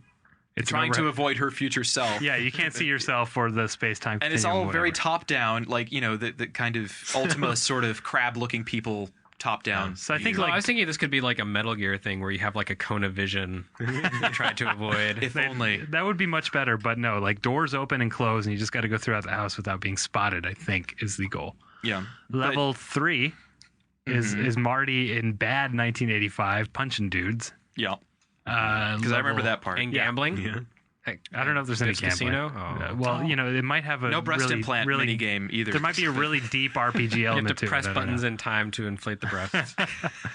Level 4 is the best level in the game. It's a sliding puzzle. Oh, yeah. yay. It's the Enchantment Under the Sea sliding puzzle. Yes. Yeah. That's right up there with like Towers of Hanoi in terms of we ran out of fucking ideas is when you employ the sliding block puzzle. So there's an animated sliding puzzle of Marty McFly playing in the band that you have to arrange properly in time. All right. So you've got a sliding puzzle. Yeah. You've got a stealth game. Yeah. Is there an ice or minecart level? Oh. Well, you're on your hoverboard. Or an escort mission. You're on your hoverboard for the things. You're kind of in a minecart. Yeah. But you control it. It's a vehicle. Yeah, it doesn't count. And then the last level, you are once again in the hoverboard, but you're in the 50s. And which you think would make it easier, but somehow doesn't. No, there's still everyone's trying to kill you. Well, the cars back then were so huge. Yeah. If one of those It's hit true. you, it would take you out. It wouldn't even feel anything. Yeah, they were steel, eight cylinders. It ripped through us like tinfoil. Exactly. Yeah. And there's a really dramatic 2-second ending where Biff's car crashes into manure. Yeah. Yeah. And that's it. But there's a Master System port of this that I'm kind of tempted to play instead of the computer one because it's the most broken game I've ever played. I bet. That's a UK only. I thought Back to the Future 3 on Genesis was your most broken game. No. 2 was more broken. 3 is also broken. Is it more broken? So 2 is this is how broken 2 is. You'll be playing the first level and you'll just suddenly find yourself like warped to a different level. Wow. Like it just like crashes in on itself. It's amazing. And you're relieved every time this happens. The demo, There's a problem with the space-time continuum. yes, obviously. that's probably what it is. The attract mode, I guess you'd call it. You know, the title screen Or that the shows repel gameplay. mode, as the case may be. It shows. It's like 2 seconds long. He hoverboards and he goes into curb and just like dies. It glitches out until he dies. And then it says congratulations or something. It's awesome. Then there's Super Back to the Future Part 2 for the Super Famicom, which is Oh, passable. I've heard of that one. You know, I've played it. It sure is a Super Famicom game. Mm-hmm. You're Marty and you jump and collect things. So that's another one hop on developed in people. Japan. Yes. Fun fact. Two of them. Guess who did the soundtrack? Yuzo Koshiro. Hitoshi Sakamoto. No kidding. Yeah. How do you know that? Does it have like I looked it lots up. of But little it's just the strings fanfare. slowly building up, and then there's like a melody that appears over top of it? He did a very good rendition of the. It's just the fanfare. Like that's all that's in there. Oh, Yeah. I don't know As if you far can as really I know. take credit for that. There's at least one other track. So he was just like the sound programmer, basically. Yeah. That one also follows the movie kind of closely because, sort of, because I remember the first boss is Griff. Biff like on the water. You know, No, like, it's like Griff in the Griff, in the excuse cafe. me. Griff. You keep getting Yes. that wrong. But it's also in the cafe, and you have to like trigger these televisions to whack him in the head or something like that. Yeah. Wait, something Ronald like Reagan helps you? Yeah. Ayatollah Khomeini No, I think beats it's his the ass? Ayatollah Khomeini who I wish. attacks. So then we go Ayatollah back to Khomeini, Australia. please. Do any of these, when you're in the in the year 2015, do any of them actually have a Wild Gunman minigame? Yes. Wow. No, Well, no, no, no, no, no, 2015. no, no. That would have been perfect. That That would be great. awesome, but Yeah, no. no. There is a shooter, but we'll get to this. Then we go back Eventually. to Australia for Back to the Future 2 and 3 for the NES. Also done by Beam, not by Mark.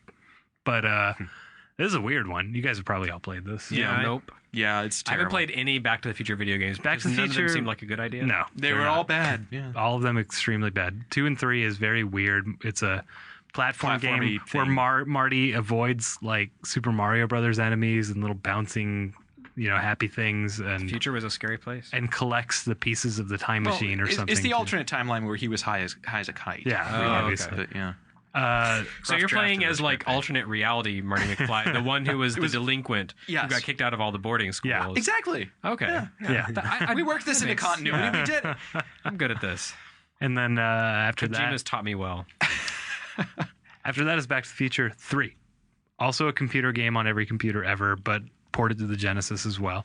Worth mentioning that it was ported to the Genesis because I think you actually have a really good and interesting theory here if you will come to it. Okay, all right. So this game opens with your first A mission. really good Amiga cinematic. Yeah, it's true. With the DeLorean flying off into space and looking nice. But the first level, you are Doc Brown on a horse, trying to rescue Claire from going off the ravine. Also scooping up Twinkies or whatever the hell those things are supposed to be. You're on But- horseback.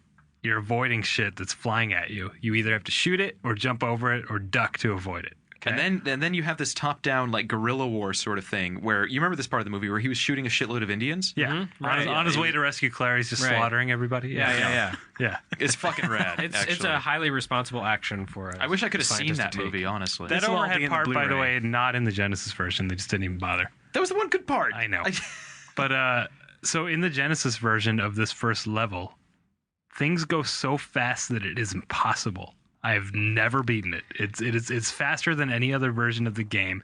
Shit is just flying at you at light speed. Hang on. I've rented it, couldn't beat it. Years later, tried, couldn't beat it. Have you played one it day, on a European system? Yes. One day I loaded up the European version, set it on PAL modes, it was properly timed, and found that it was completely playable.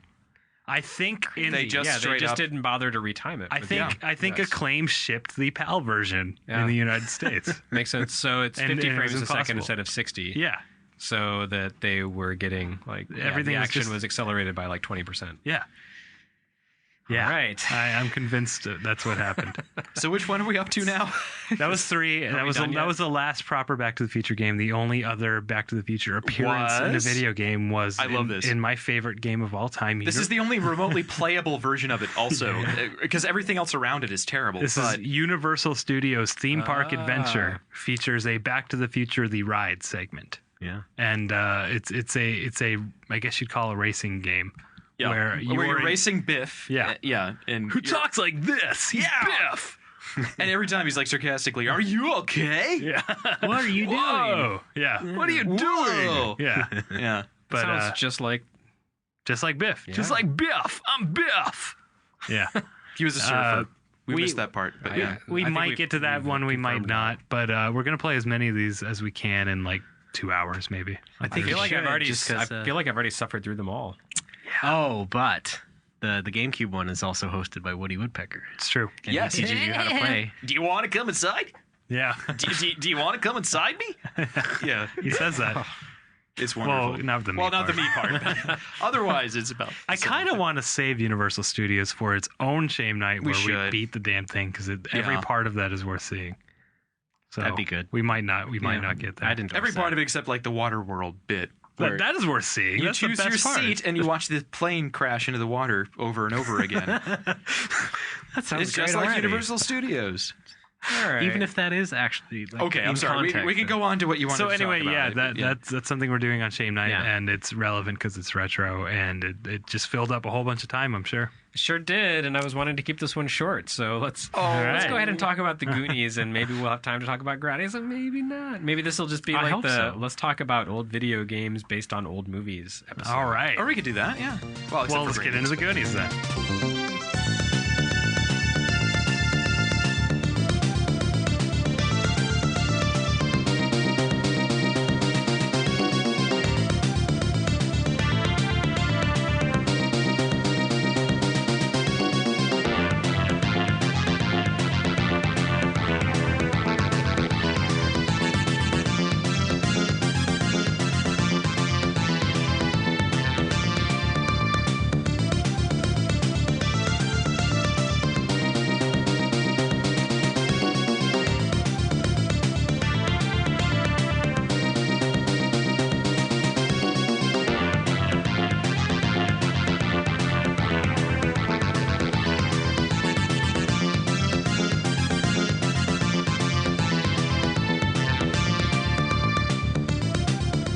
So yeah, apparently a couple of days ago was. Do you have the Goonie Oath anywhere where you can bring it up and read it? There's a Goonies Oath. Yeah, it was a cut scene from the movie that. Anyway, did they like have to swear in the octopus tentacles or something? No, it was a scene where they were in the well, and you reminded me of it, where Mikey's like swearing in Andy. Oh right, and the only reason I know that is because it was in the manual for the C64 game. And there's this bit like through heaven, hell, and nuclear war, we'll stick like tar. They got bad meter and rhyme the whole way. But on my honor, I will do my best to do my duty to Astoria. To God and that booty. What? It's Andy. Anyway, so yeah, apparently, like I said a couple of days ago, was the 25th anniversary of the movie The Goonies. Yep. Kotaku was on top of that. Possibly the crowning jewel of Richard Donner's movie over. That's for sure. Oeuvre. Although Superman was pretty good. I like Superman. Yeah. Yeah, it was pretty good. The parts that he directed in Superman 2 weren't too bad either. The other parts, not so Especially great. the part with the cellophane S. That wasn't 2, though. That was in 2, yes. Yeah, well, didn't he also direct that, right? No, he directed parts of 2. And okay. Then, he didn't direct that and part. And then, does anybody have a what cheat was the name of the guy who was in charge of that? There was like some studio executive. Captain Dickface? Yeah, him. Yeah. And his wife. Yeah. Mrs. Dickface. Yeah. They had some creative conflicts and kicked him off the project. Was the Phantom Zone iPad, they're trapped inside it thing his fault? Or yeah, I mean, that was just a limitation of the effects of the time. But the parts of the movie that are genuinely stupid are the parts that they added in. Right. They were like, wait a minute, this is a comic book movie. It has to be funny. Right. There's a Donner cut now, right? The insane amount of product placement in that flick, too. Like, every time somebody gets knocked into a billboard or a truck, it's always a Marlboro truck or something. Yeah, but like every time some dude on roller skates is comically blown away by Zod, that's not Richard Donner. Okay. But I still feel like he surpassed himself with the Goonies. It's a fine piece of corny 1980s cinema. Full of hilarious racism. And I love it because I was 10 years old when it came out. And by God, that was just the right age. Oh, I saw your pilgrimage to the Goonies house, too. Yes, actually. It's like a hipster mecca now, I think. Is it? Yeah. No, yeah. 4 years ago, I think, my fiance, who was my girlfriend at the time, and I went to Portland for like over the President's Day weekend, just because flights there were cheap, hotels were inexpensive, and it seemed like a great idea to go to the Pacific Northwest in the middle of winter. So we went, and I agree. Yeah, so we drove, and then somewhere along the way I realized, oh wait, Astoria is along this stretch of highway, and it's the Goondocks. So. And the houses are there. They are extant buildings. Yeah, we went People up to live in Astoria, and there's the jailhouse, and right next to that is the museum where Mikey's dad worked. And there's Mikey's home. With no zip line, There's sadly. no crazy zip line. Nope. No crazy Asian kids crashing I'm through amazed the that screen somehow door. the people who live in these houses have not actually just felt like that was a good idea. I don't know. Zipline? The zip line that Data Yeah, comes down yeah. through and he bangs through the screen door hilariously. Also, no Rube Goldberg bullshit in the front yard, I assume. Nope, it's totally a normal looking front yard. I bet the people who Damn. live there don't even give a shit. Can you do the truffle shuffle and they have to let you in? Is it? I should have tried.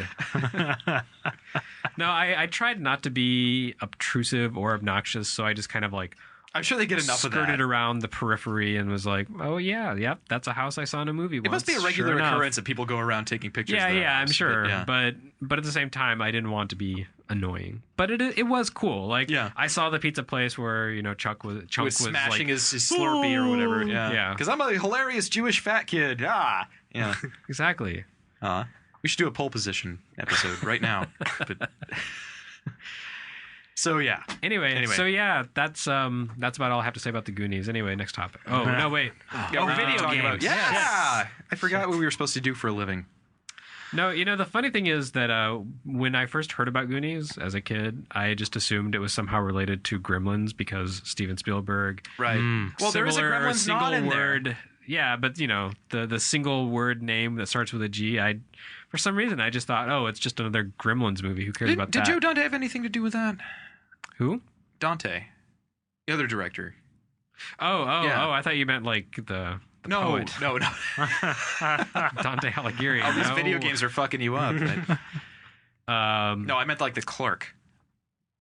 I don't know. The cop is on the phone with Chunk. Sure, yeah. Okay. But that's all I know about. All right. Anyway, but it There turned were out to be video games. nothing whatsoever like that. It was about plucky kids who have to save their hometown from bankruptcy by stealing a pirate's jewels. Well, which in turn were they were stolen to begin with, so it's totally Yeah, fair. it's fair. You're Right. stealing what we rightfully stole. But then there's like a bunch of angry Italians who want to kill them. Yeah. No shortage of stereotypes. In Oh, this yeah, film. But yeah. Anyway, tell me about this Nintendo game that I couldn't get at home that looked fucking awesome in the arcade and pissed me the hell off. It was pretty good in the arcade. It was called The Goonies. It was. It was based that's what loosely I on the heard. movie. Yeah. It was So- based on a version of the where movie Mikey was where drop-kicking foxes, Mikey but- was the only Goonie that didn't get captured by the stereotypical Fratelli gang Yeah. and stuck into a vault that could only be opened with explosives. So he went around kicking mice and foxes until they dropped bombs, and then he could take those bombs and blow open the vaults where the children were trapped. All of which based on deleted scenes.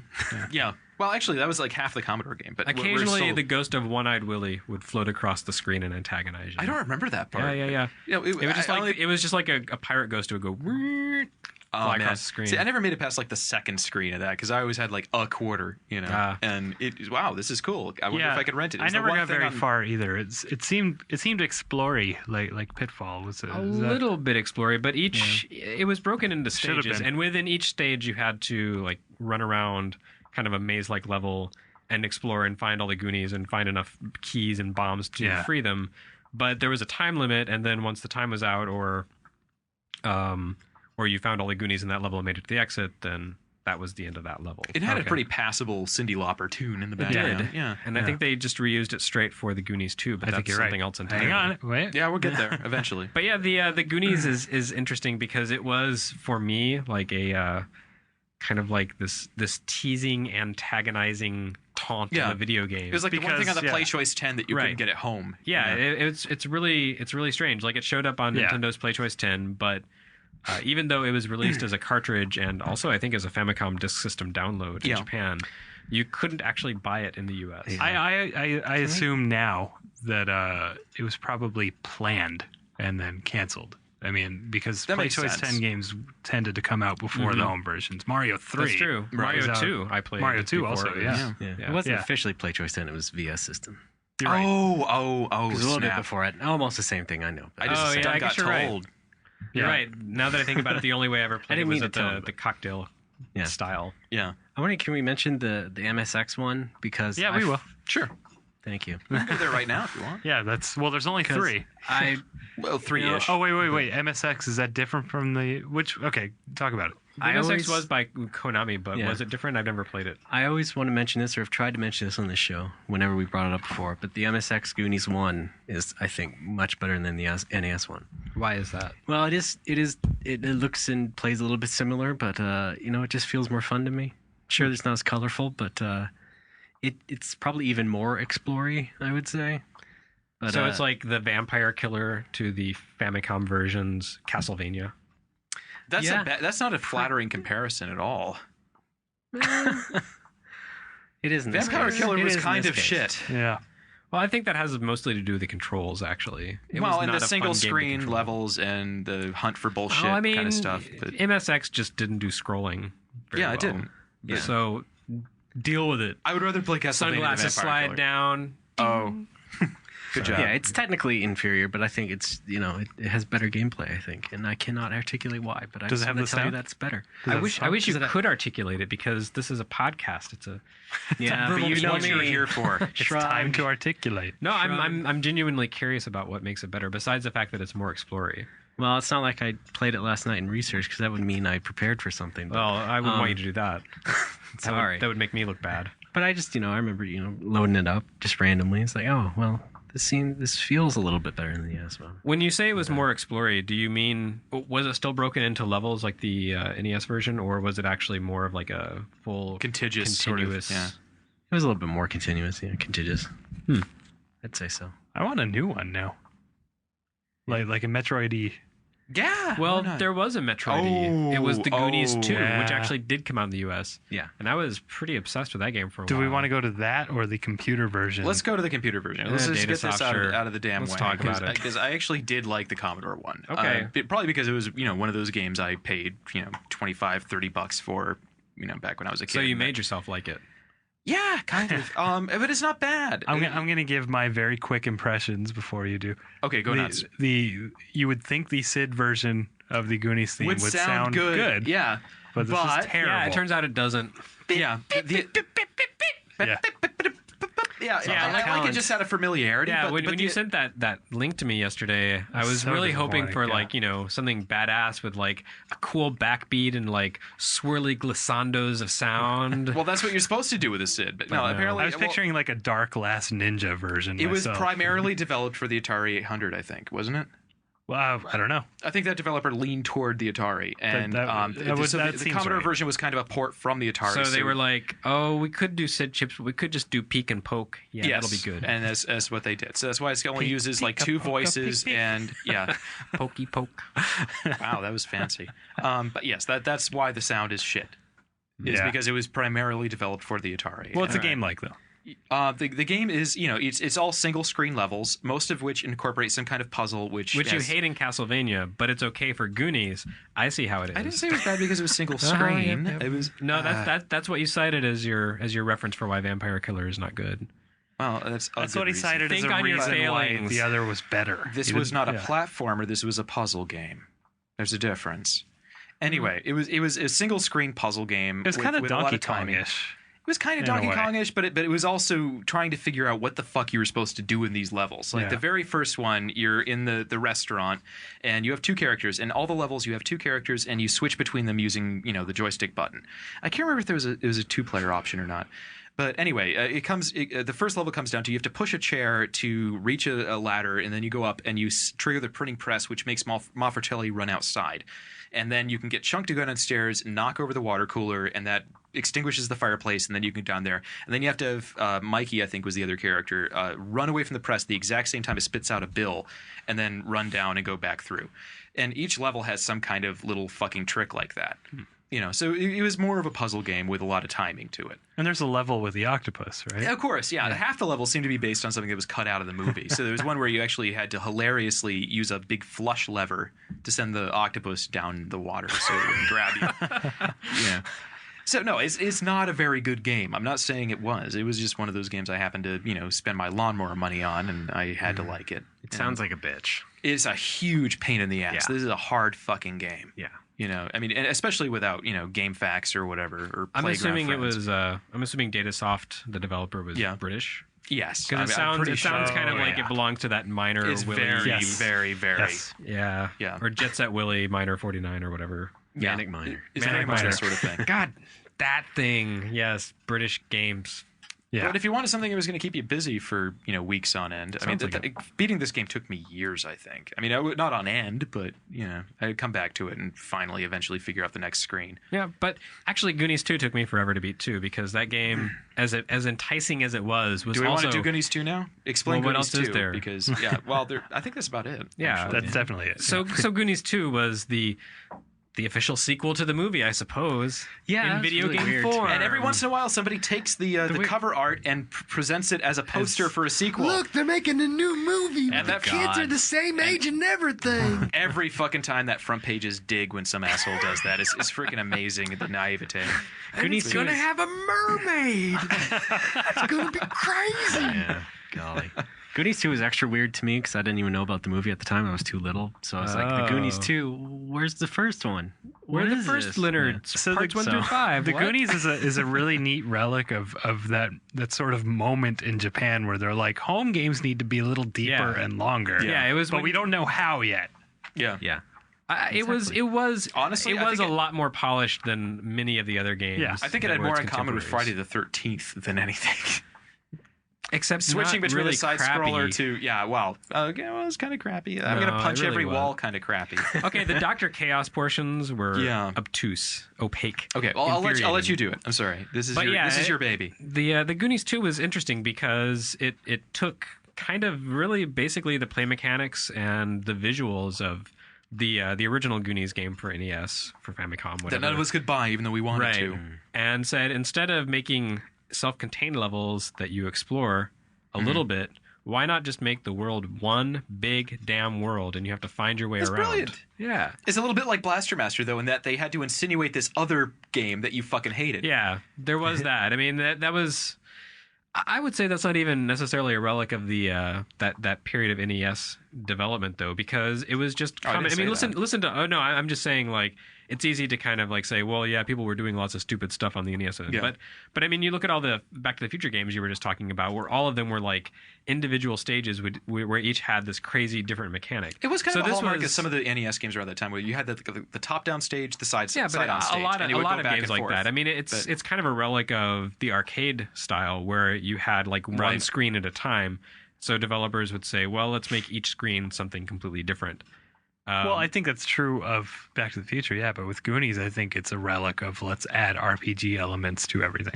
Nah, this was before anyone had any idea. No, what this wasn't RPG like the Zelda elements 2 were. or whatever. This was more like. Well, that's what I mean. It's Zelda. I mean, maybe RPG is not the right word. More, but it's more Metroid-y exploratory. Yeah, add something that makes it long as a depth. I'm saying that it was an attempt to add that depth that you were talking about into a home game, but at the same time kind of retain the variants and modes that you saw in a lot of arcade and action games.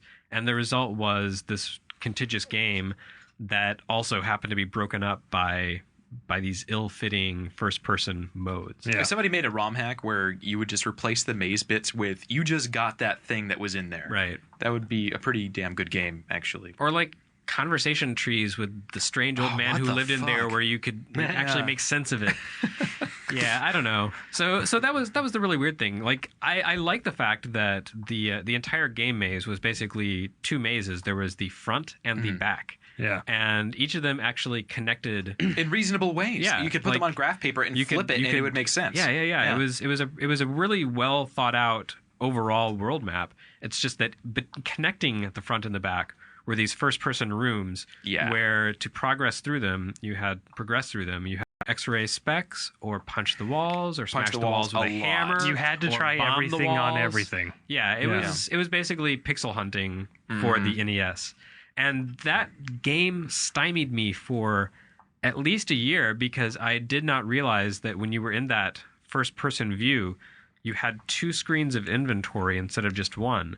So I didn't realize that you had to press select to page through. Oh, Jesus. That wasn't actually mentioned in the manual. Oh man. So I would, I'd get to the point where I collected the X-ray specs and needed to move through a screen and you just that assumed had that you X-ray were wearing specs. them. Right. Yeah. Right. I didn't see a menu selection to use them, so I just thought, well, oh shit, this game isn't working right. I must be doing something wrong. And then finally, I picked up the Nintendo official player's guide, that glorious friend of ours, and discovered that by pressing select, you could page through your inventory. And then, the game was my oyster. So it is essentially one really good Metroid-y kind of game, and divided half by of a really something shitty game stupid. crammed in the middle. Crappy adventure game. Blaster Master is a really good comparison. Yeah. The first-person mazes are the exact same thing as the top-down sections. Well, not quite, because you can't actually die in the first-person mazes. Well, there's that. You just get lost forever. Right. And, yeah. But you can meet Konami Man. Yeah. What? Sweet. I never... True. What? You never met Konami Man? No. There are like 2 doors hidden. One of them is behind a waterfall, and one's like someplace you have to bomb randomly. I never caught that bit. If you meet Konami Man, he'll fill up your life. He's like, I'm Konami Man. Thank you for playing the Goonies 2. You never met Konami Man? No, I never did. Please fill Somehow out your registration card. This is before I figured out that waterfalls always have some asshole behind them. Yeah. Okay, so anyway, Konami Man. Well, I mean, you didn't like that part, but that's what made the game memorable for me. Otherwise, it was just an arcadey game. Yeah, really. I mean, I can see that. Yeah, for sure. It's what made that game stand out when I played it back then. The first-person sections? Yeah.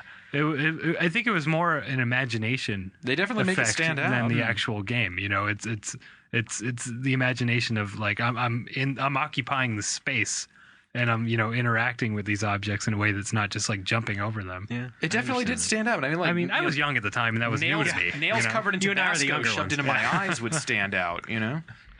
I'm kind of in between the two extremes there. Like, I didn't think that they were completely without merit. I just think they were a bit they were kind of obfuscating. They were speed bumps to progress. They sucked. If somebody made a ROM hack that completely cut those out and just like you got these items and you're on the other side of the map, that would be gorgeous. That would suck something out of the game. I think it needs to have some kind of element of exploration in there. It just needs to be better. But I really liked the fact that the game did feel like you were really exploring this vast network of tunnels. Oh yeah. I'm not sure why there were like a volcano. There was a volcano underneath the Fratelli's hideout. Inside a vault room. Yeah. Right next to an ice cave. But okay, fine. Like, to be fair, they things did didn't make much sense in the everything- Goonies either. Right. Yeah, I mean, it did. We give just the sort of sense hung out that- here and built a huge fucking skeleton piano because we were bored. It was more of an organ, really. Okay, yeah, that. Oh, that makes sense. Yeah, see. Oregon. An organ makes more sense. They were in Oregon. Yeah, and they built an organ. Yeah, but I don't know. I still have a really fond spot in my heart for Goonies 2, despite the quirks. Like, those aren't so bad now because I've played it enough that I can just kind of barrel through the side view parts. And if I could find like some migrant worker to play through those parts for me, it would be a wonderful game. It's really weird to hate him that much because I really, that is the standout part of that game for me, at least, in retrospect. I would hate it right now, but that's what made the game for me was these adventure parts. And then I grew up to be an adventure game guy. No, I just want to play Symphony of the Night with an asthmatic. That's the point. Sorry. So if you use like sprint boots, you get winded. Yeah, you got the inhaler. You can what's very similar to look that at girls now was Golgo 13 when you just find yourself in these goddamn mazes. Oh god, yeah, that was the same thing. Yeah, but Golgo 13 didn't have that sense of continuity to the world. No. Also, Golgo 13 was complete crap, so it wasn't really spoiling anything for you. Yeah, it's like really good that was crap, one of those though. games that I spent money on, so I liked it. I'm sorry. Also, you could smoke to regain life and have sex with girls. Have sex to regain life. Did you know that Vic Tokai published Golgo 13 comics to tie in with the game? Actually, they did not. What? Viz Lead Comics published Golgo 13 comics. Later. Oh, shit. No. As far as I know, the only Golgo 13 comics that have come to the U.S. were 4 graphic novels that came out before the game. There were 2 comic books that were just individual chapters of the manga. That were published to tie into the game. And then there was a 3-part series where Golgo 13 killed Juan Perón. So the 2 issues at least, via news archives I've looked at are credited to Vic Tokai. Maybe it's some kind of license. They're definitely tie-ins, but they're published by Viz. Okay. Trust me, I obsessed over that game, and so when I found the comics at the newsstand, I was like, oh yeah. Yeah. It's based on the game. Did you get to play Sweet Home since you were such a fan? Oh man, Sweet Home? I mean, not Sweet Home. I'm sorry, that's the Capcom game. I'm thinking of Secret Ties. No, I haven't played that yet. Yeah, it's one of those that I have meant to play, but who has time? I did. Anyway, that's Golgo 13. Yeah. We're talking about the Goonies, but there's not really much more to say. Well, you could talk about Rocket Pack Goonies. Jetpack Goonies. No, I'm saving that for a special occasion. Okay. I don't want to get shot down Rocket by Pack licensing Goonies. concerns. Anytime you announce ROM hacks or tribute games, the man comes knocking at your door and they're like, shut it down. So I'm not going to talk about Jetpack Goonies anymore until it's on the store shelves. Okay, let's eliminate the Jetpack thing. That's how I never. Well, then it's just Goonies. They've already done that one. Wait a minute. Do you guys think there are legs to this franchise still? Does it still have legs? Yeah. Could there still be a game that people buy? There is room for a 25th anniversary DVD. Oh, and there's one coming out later this year. That's about all. This the has legs become kind of a ridiculous, undeserved generational touchstone, I think. And I think you could make a video game out of this, and people would buy it like fucking crazy. Multiplayer explory thing. Oh my god, yes, I call dibs on mouth. I want to be Sloth. Oh wait, no, you're Sloth. Sorry. No, that Sloth is a cheat code. Actually, I usually play as female characters because they're faster. Yep, they jump higher. So I'll be Steph. Yeah, I'll be Steph. Yeah, because she's sarcastic. She's not just looks. She's Martha Plimpton. That's awesome. Your looks are kind of pretty when your face isn't getting in the way. Yeah, I could be fast and destroy my enemies with withering sarcasm. Good job. There was never. I could see that playing kind of like the Simpsons arcade game where two people could team up and use each other as weapons or something. Combo attacks. Yeah, it's pretty much just Sloth throwing everybody everywhere. So basically, I don't know. She could swing Mouth around by his ankles, and he could put a painting over his face and stick his tongue through it and he spits jewels out. I think there was never a water slide segment in any of the games. There wasn't. I know that was made for it, wasn't it? Wow. That could have been like your Sonic half pipe level. Yeah. As far as I know, there was no play the notes on the organ section. Either. There was. That was in the Commodore. In the Commodore, I bet there was. There were water drops falling on the thing also, which fucked you all up. But yeah, you could have one character run across the keys while the other one tried to go across the platforms that materialized and dematerialized. You could do like a Three Vikings kind of thing. It was kind of like a Vikings game, except it was two Vikings. Yeah, and they were all identical. But you know what was a Three Vikings kind of game was Mary-Kate and Ashley Olsen's detective agency game on the Game Boy Mary-Kate, Ashley, and Olaf. And a dog. Actually, their dog is the third one. Okay, well that one's named Olaf. Named Olaf. I think a new Goonies game would have some legs, especially among our Japanese counterparts who've kind of turned it into one of those Famicom touchtones. Yeah, they latch on to some weird shit. I mean, you could make a Return to Oz game right now, and they'd be all over that shit. Yeah, probably. Isn't that kind of what Rizzo Wad was?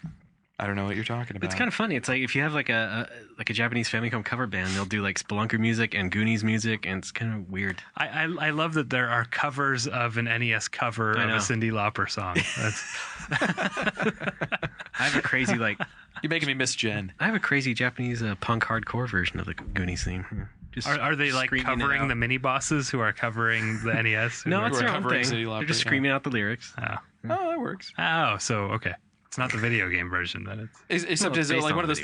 Yeah, that's what makes it so great. Do they actually ever cover anything besides the Cyndi Lauper bit? There was other music in the Goonies too. Lies. No, they don't. Gooina for yeah. Yeah, I gotta tell you, they don't. Oh, there was the sort of. It was like a dreary song, when you're in first person, right? Am I remembering that right? Yeah, I've got the dungeon music of Zelda stuck in my head, but it was along. That's those exactly lines. what I had when I was trying to remember. Yeah, so it's like that maybe because we both kind of defaulted to that. You can go download the NSFF. I think basically it was just like the do do do do do do do do do do do kind of that little background thing, but that's all it was. Yeah, well, that sounds like Dr. Chaos. Pretty much. Fucking Dr. Chaos. That game sucked, man. I rented that once, and it was just Was that a Pony Canyon game? I think it was published here by FCI, so that means it must have been Pony Canyon. That's my favorite game developer name ever. Pony Canyon. Well, this is where all the ponies go to die. Yeah. It's filled up with ponies now. That's why they're not making anymore. We don't have any more room. When the Pony Express ponies are decommissioned, they are thrown into the Pony Canyon. You know, for the longest time, I didn't realize the Pony Canyon was more than just a game developer. And so when I started watching anime and saw stuff like Ranma 1/2, where the music was licensed from Pony Canyon, it blew my mind. Is this from a game? I was like, what? Yeah. Anyway, so you guys had a much darker vision of Pony Canyon. I was just picturing like My Little Pony. Yeah, I saw like Black Beauty or something. Yeah. Just hanging out in a canyon. Just seeing it filled with pony corpses and leveled over now. Yeah. Well, that does sound about right. It's like the E.T. graveyard. Yeah, exactly. Anyway, I guess we're done with Goonies. I guess. I'll never be done with Goonies, though. Goonies never say die. Good enough. Someone had to say that. So I'm guessing there's like a 25th anniversary Blu-ray as well. I don't doubt it. Yeah, I was looking at it today. It comes with, a movie. Very important. Oh, good. It's on a physical disc. That's also great. Right. It comes with a board game where you can play as the Goonies, like trying to save Astoria. We can port that to the. I'm sure they have it has an option to play with. It the has lots scenes. and lots of bonus content, such as the how Richard Donner made this movie and became God. And a bunch of people our age talking about how awesome it was to be stars in this movie when they were. Yeah, do they have a cast reunion? I want to see. I'm sure they did. They did on the the original DVD. Yeah, I had like a girlfriend who went to From, like, school with 2000, Shunk, so I'm sure she's on it. Really? It was everyone except there was one. Was it Corey Feldman who wasn't there? It was Feldman. Was he? Yeah, he's still alive. No, I mean, was he the one who wasn't with the cast reunion? I think Corey was there. There was one of them who wasn't involved. Maybe it was Sean Astin. Really? Sean Astin went on to better things, and what's his name? The guy who played Brand is being a Hobbit better? Probably. Or the douchey guy to lose weight. in 10 First Dates. I did love him in Lord of the Rings. Every time he had like a dramatic speech, I expected him to take a hit off an inhaler at the end, and I was disappointed every time. Did any of you guys ever see the special features on the Willy Wonka and the Chocolate Factory DVD? No, I actually own that piece of shit because somebody gave it to me for Christmas, but I never watched the special features because they talked to like the kids who were in there, and they're all like 90 now. They're all like 50, and they're all accountants. Wow, they all grew up to be accountants. This explains so much to me. Like none of them went on to act at all. They're all accountants now. Even Charlie. Yeah. Well, I guess if I were turned into a giant blueberry, I'd be like... This is why you don't touch the fizzy lifting drink. You become like an accountant. It might not be all. It might be like 4 of them, but there's a severe like accountancy stockbroker. Even Veruca Salt. I think the Goonies kids went down some similar paths. Wasn't one of them like in real estate? One of them became class president at some college. Was it Stanford? Berkeley? I don't remember. I'd vote for him. It was Chunk. Chunk went on to become... hell yeah, I'd vote for Chunk. I thought Chunk went to Emerson or something. Maybe. I don't know. I can't remember where it was. Why do you know where he went? I know that? Because I had friends who went to all these schools with people. But yeah. Sharky likes to stalk fat Jewish kids. I do. Don't we all? It's my hobby. You know, some people have macrame and scrapbooking, and I stalk fat Jewish kids. But I just stalk Goonies. Yeah. Well, anyway, I think this conversation has run its course. I try to make him say die. Like, say it. Never! Say it. Never! You're like cutting off his thumb with hedge clippers. Say it. Never! Take a hit on the inhaler. You're doing all Jack Bauer. I can't. There's a towel down my throat. Say the word. No, you threatened to put their hand in the blender. Come on. Oh, that works. Anyway, I think it's time to move along.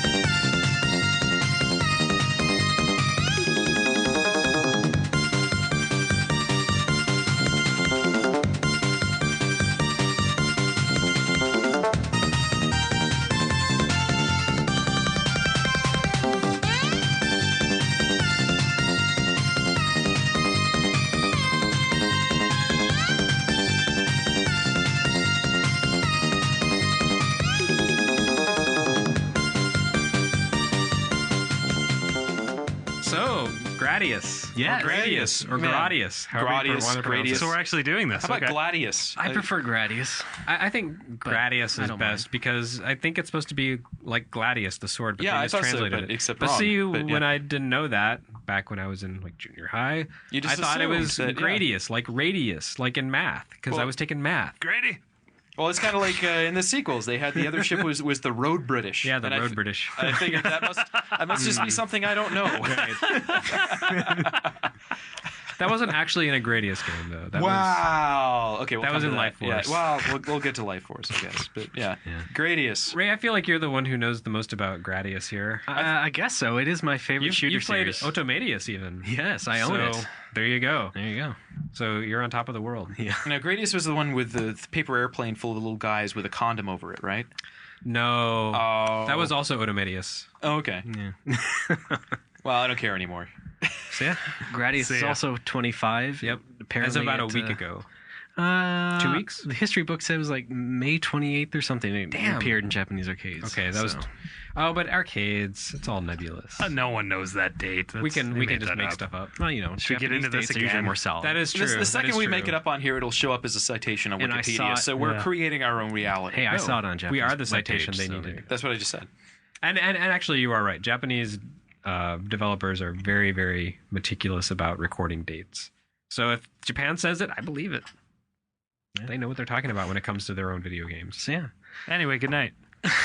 So what was this bullshit? This thing you're talking about? Yeah, What some is this game. Gradius, it's a shooter. Actually, should we consider it 30 years old? Because Scramble. Was Well, Scramble part Scramble of is. Gradius? According to Gradius Galaxies, the Yeah. intro like takes you back through Oh, time, right. and it does the begins flashback with Scramble. thing. Yeah. Yeah, the original side-scrolling shooter. It is the granddaddy. Is it the original side-scrolling shooter? Well, from Konami. Okay. It is I don't not know actually about- that much fun to play these days. Wasn't there like a Vectory game that was kind of like you went through a tunnel and you bomb shit? Never mind. Okay. I'm going to think about this. But Citation using needed. vector graphics? Yeah. Okay, I'll think about it. Go That on. was last episode. Yeah, right. Come on. Sorry. I'm doing it all wrong. Go ahead, Ray. Yeah. It's a fun little game. You fly the Vic Viper ship and you fight the enemies, and at the end of every stage you fight. You shoot hamburgers. Well, and some of them ramen. We'll get to Only that. We'll get to that once. Yeah, you shoot the big core boss at the end of almost every level in the original, and it's I like horizontal shooters in general because they have real levels, and the music is also pretty good for the time, and the graphics are pretty good for the time, 1985. So. Yeah, I mean, the arcade version was the first version of Gradius, but I think it really became blossomed on the well known on console, NES. Yeah. Well, specifically on NES. I mean, it was released for a lot of consoles, but it probably wasn't even so much the NES as the Famicom, because it was released in that window of time when the Famicom was really taking off in Japan, and you could publish everything. Just a game that was a screen that depicted a pile of dog poop. And a million people would pay money for it. And then they would look fondly back on it 20 years later. Can anybody tell me what those fucking hamburger things are supposed to be? The hamburger things. Yeah, that you shoot in little, they do their sine wave formation at the They're beginning space of it. burgers. Okay. All right. Jesus Christ, Sharky. I'm sorry. The I apologize for my bacterians, abysmal obviously, ignorance, the Bacterian Empire has obviously been infected spread the by meat. hamburgers. That makes sense. Yes, there's like salmonella in these hamburgers, and you have to destroy them and collect a power-up. Also, the salmonella can fly, and it carries Wait, the burger. who are salmonella? Salmonella having some domestic strife in the hamburger ships? Is it? They're the toxic version of Salmon Max. Oh, okay. They Even pilot better. the big core. I think actually there might be those little paper airplane people. Oh, the big core. This is something I think this thing actually has a claim to. Yeah, exactly. Yeah, that's a great big thing that you shoot a bunch of. Yeah. The thing goes up and down the screen, and it's very easy to avoid, and it's a kind of a shitty boss because they keep repeating it a lot in the first. Right, and also it's a really bad enemy design because it's basically designed so that you can easily blow it up. Yeah. Like if he wasn't facing that's you, the you'd be vanguard of great. our invasion force. We're going to destroy Earth by facing our weakness at them. Also, the weakness is flashing and glowing, and it's really important. So is this a obviously. really early example of bosses? The first guy. It is actually, I think. I mean, Donkey Kong is probably your first boss. Well, No, you never that's actually not a fought boss, Donkey Kong. no. He was Wow. he was a confronted graphical him and he pussied out. That he was a what graphical happened. element. Yeah, he was not a boss. No. There were definitely like shooting games before Gradius that sort of implemented a lot of things. Like yeah, I mean Xevious had. Yeah, even Xevious had the big Aztec hexagon or whatever. The Andor Genesis. Yes, thank you. I think I spent more time playing. Was that Gradius named after the creator of the game? Ando? Maybe. Oh, kind of a weird sense. This is the kind of thing the Japanese would pull. Okay, that doesn't matter. Gradius. Yes, Gradius. I think I spent more time playing Gradius in like the middle of Blades of Steel. Honestly. Yeah. And it also showed up in Goemon. Legend of the Ninja. It was also a mini game. It's probably, oddly enough, it's probably where I fell in love with it first. Because that's what brought you over, huh? Yeah, I guess so. It had a good graphics, good music, and it had an innovative power-up system, which, in my opinion, was really the thing that made it stand. In most shooting games, you could just power up really easily and then make the game sort of a breeze, but. The thing about the power-up system in this one, where you just go along this sort of this bar of suctions, you can basically choose whatever you. Yeah, it was a form of resource management. Throw shoehorned into this. That, and also it was also kind of a matter of how well you knew the stage. Like you needed to think tactically which weapon is going to work best in this situation. I think tactically you meant power up completely on the first stage and then never die for the entire game. But if you do die, but there's the thing. You can add a little bit more strategy and just sort of pick and choose your way. What works the best way, and then you're fully powered up again. If you do die, you use the Konami code. Well, yes, that only works once. Though. If I die, I reset. Yeah. Oh yeah, Konami code. So yeah, I like the power-up system a lot. I mean, that's just me because I'm shooting. It was the beginning of Konami's obsession with Moai heads. Yeah. There's a lot. Yeah, there's a lot of trademark things. Gradius that just sort of became sort of a part of de their facto canon. thing. Yeah, in other Konami games, and Gradius is like really one of the longest running shooting franchises. Yeah, I mean, especially when you consider the spin-offs like Odomedius and I mean, like, but even I mean, there was even a Gradius game last year, I guess, or was that the year before? Yeah, a couple years ago. Somewhere. But yeah, even in the early days, there was like the MSX Nemesis games, which were, different games, and those went to like those 3 installments. screen by screen, right? Yeah, a little bit, pretty much. Yeah, the naming conventions for this series have always really confused me because... Well, then you got like Salamander, and then that was sure, Life but I mean, Force, just you look at Gradius, but then it was basically kind of retooled for MSX as Nemesis, and then there were Game Boy games called Nemesis, but they were really more like Gradius than Nemesis. And then there was Life Force, which was kind of based on Salamander, but also kind of not. The big thing is that you can just blame Europe for that, basically. Okay, kind of like with the whole Grisor Probotector thing. Yeah, like Gradius, the arcade one, was named Nemesis in Europe, and so... Well, was Gradius too violent for them? I guess so. Like Contra the Germans was too don't violent. like Gradiuses. You can't say ninja or Gradius. Violence against Moai heads. So they must have really hated Legend of the Mystical Ninja, which had ninjas and Gradius. And probably some swastikas too. So maybe it was. Maybe it was sort of the. Probably Manjis. Yeah, maybe it was the relation to the Gladius. But that was so oblique. It was not. Okay, I'm not an asshole. I don't know. I'm not a European asshole. By asshole, you mean German? Yeah. Well, actually, I am German. No, not in that. Not native. Exactly. I see. I know how it goes. I love ninjas.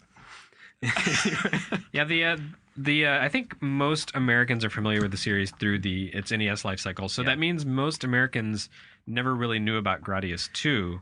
For the longest time, because we got Life Force instead, and Life Force was functionally it's my favorite shooter on the NES without question, but it's functionally a lot like Gradius 2. I mean, like it works in that slot. It has some of the almost the except same it also stages. has the top-down stuff. Yeah. But yeah, it has a lot of the same gimmicks. It has a lot of the same things that were in Gradius 2, like the solar prominences. Yeah, the prominence stage was in Gradius 2. So it's a straight rip.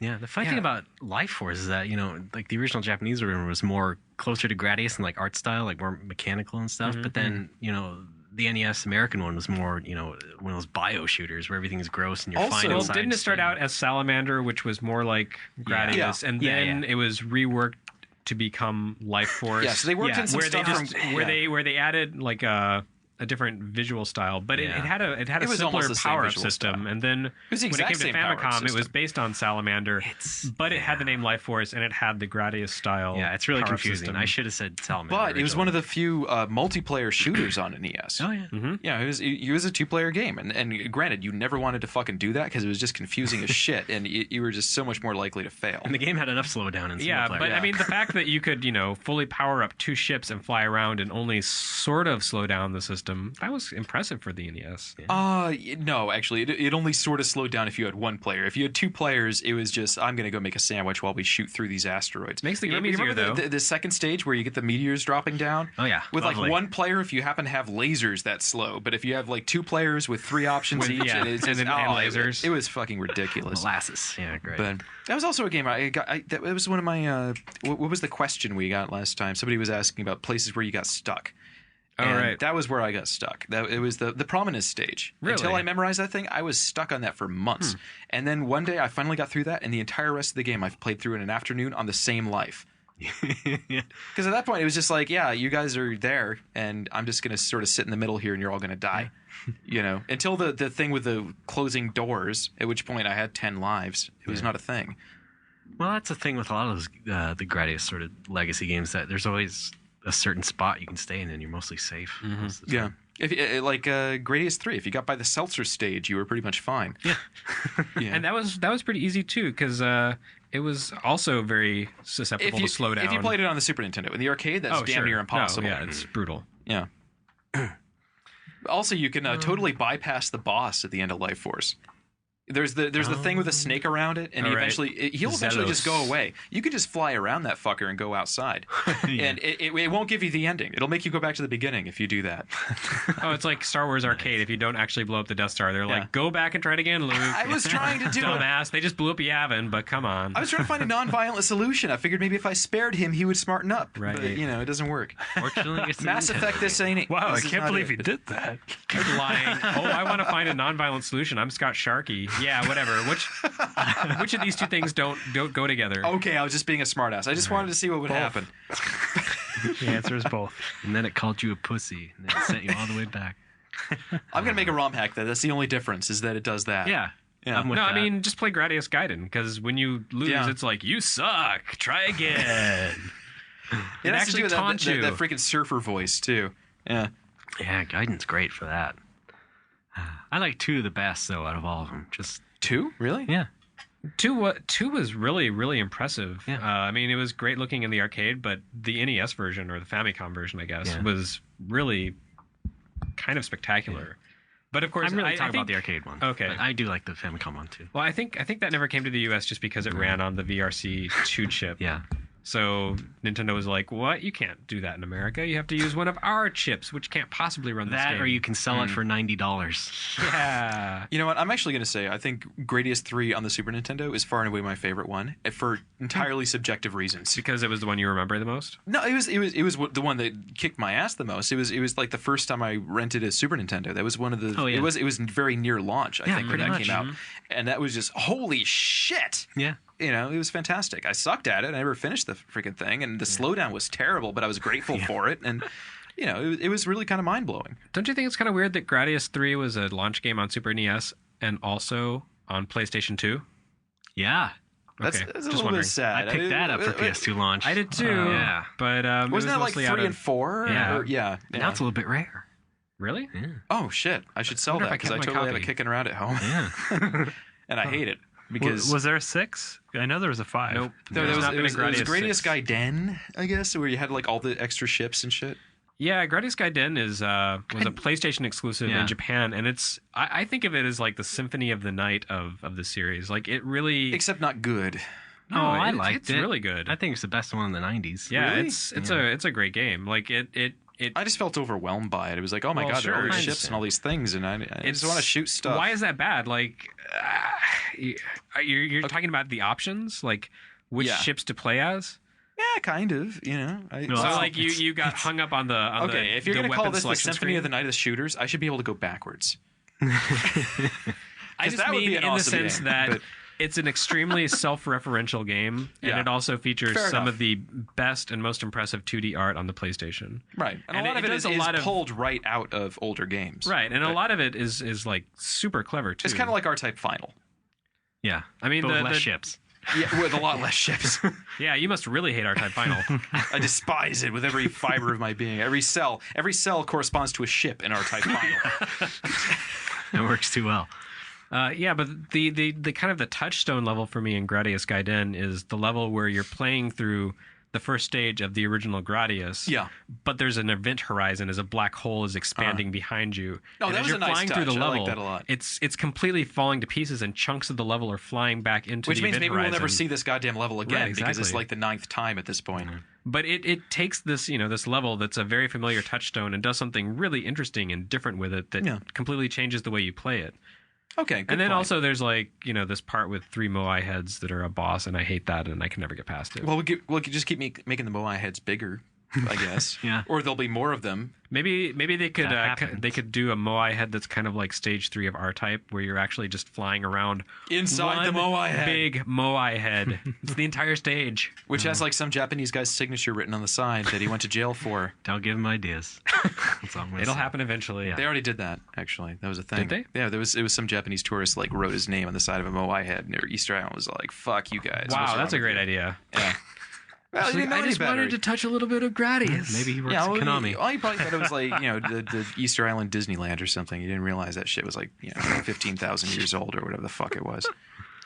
That's so weird. I mean, the Japanese are usually so respectful and mindful of proper decorum in public. Well, this is something we can probably blame squarely on Gradius. Or Nichan. Or shrooms. Who knows? It was those devil drugs, probably.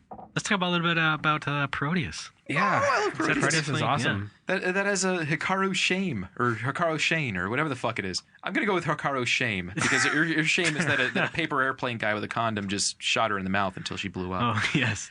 Oh, yeah, Koitsu. That's the name of the guy, yeah. That's her. Oh, you know that. It's, Koitsu and Aitsu. Yes. Which means what? Like him and her? This I think guy so, and yeah. that One is guy. pink and one is green, and It means this guy and that guy, basically, in a way, so... And they pig pile onto a paper airplane and they parachute, and it's fits. awesome. Anyway, let's just say what that actually is in case somebody doesn't know. It's a parody of Gradius. Oh, durr. It's just it's like Gradius with a super cartoony art style and just a bunch of crazy comedy that it's mostly Very lost Japanese on us white comedy. people. Yeah, Sure. I know. Especially when one of the bosses of a level is an American Eagle wearing Uncle Sam's hat.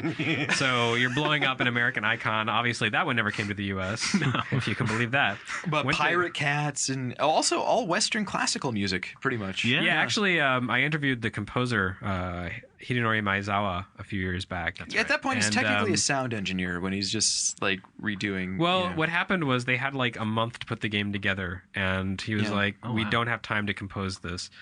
So he just grabbed sheet music? No, he like went and pulled music from the public domain and like turned it goofy. Like he arranged it to be ridiculous.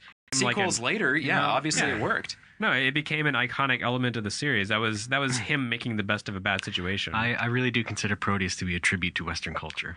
Really. Pirates, sexy Proteus. That's Eagles. more.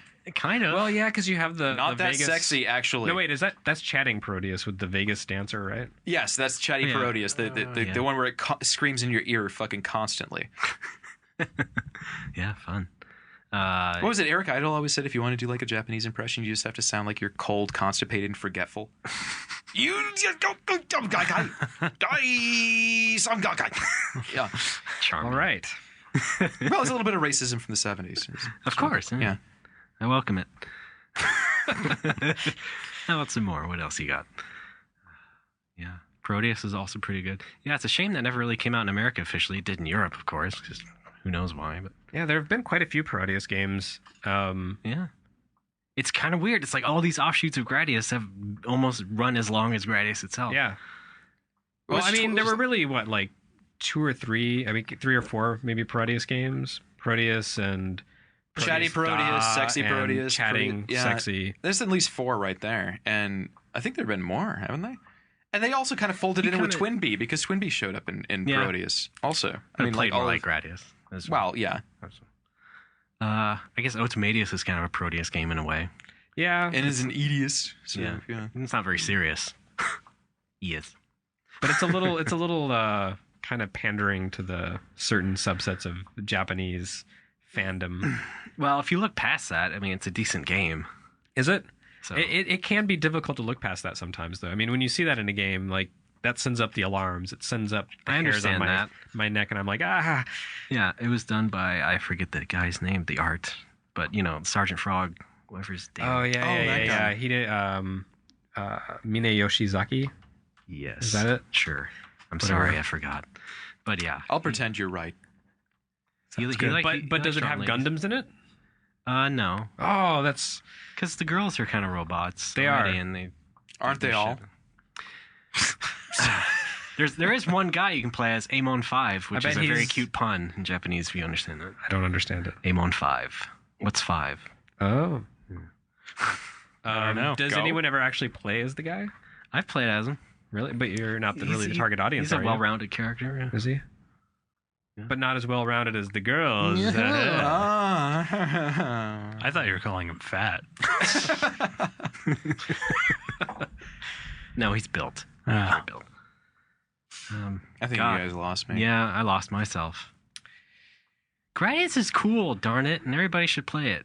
Yeah, I mean, there hasn't been a lot of Gradius lately. I mean, there was Gradius Rebirth. There's actually been a lot of Gradius. There's like one every year. Lately? I think so. Name a few. What has there been? I count Rebirth. Gradius 5 was like 2005.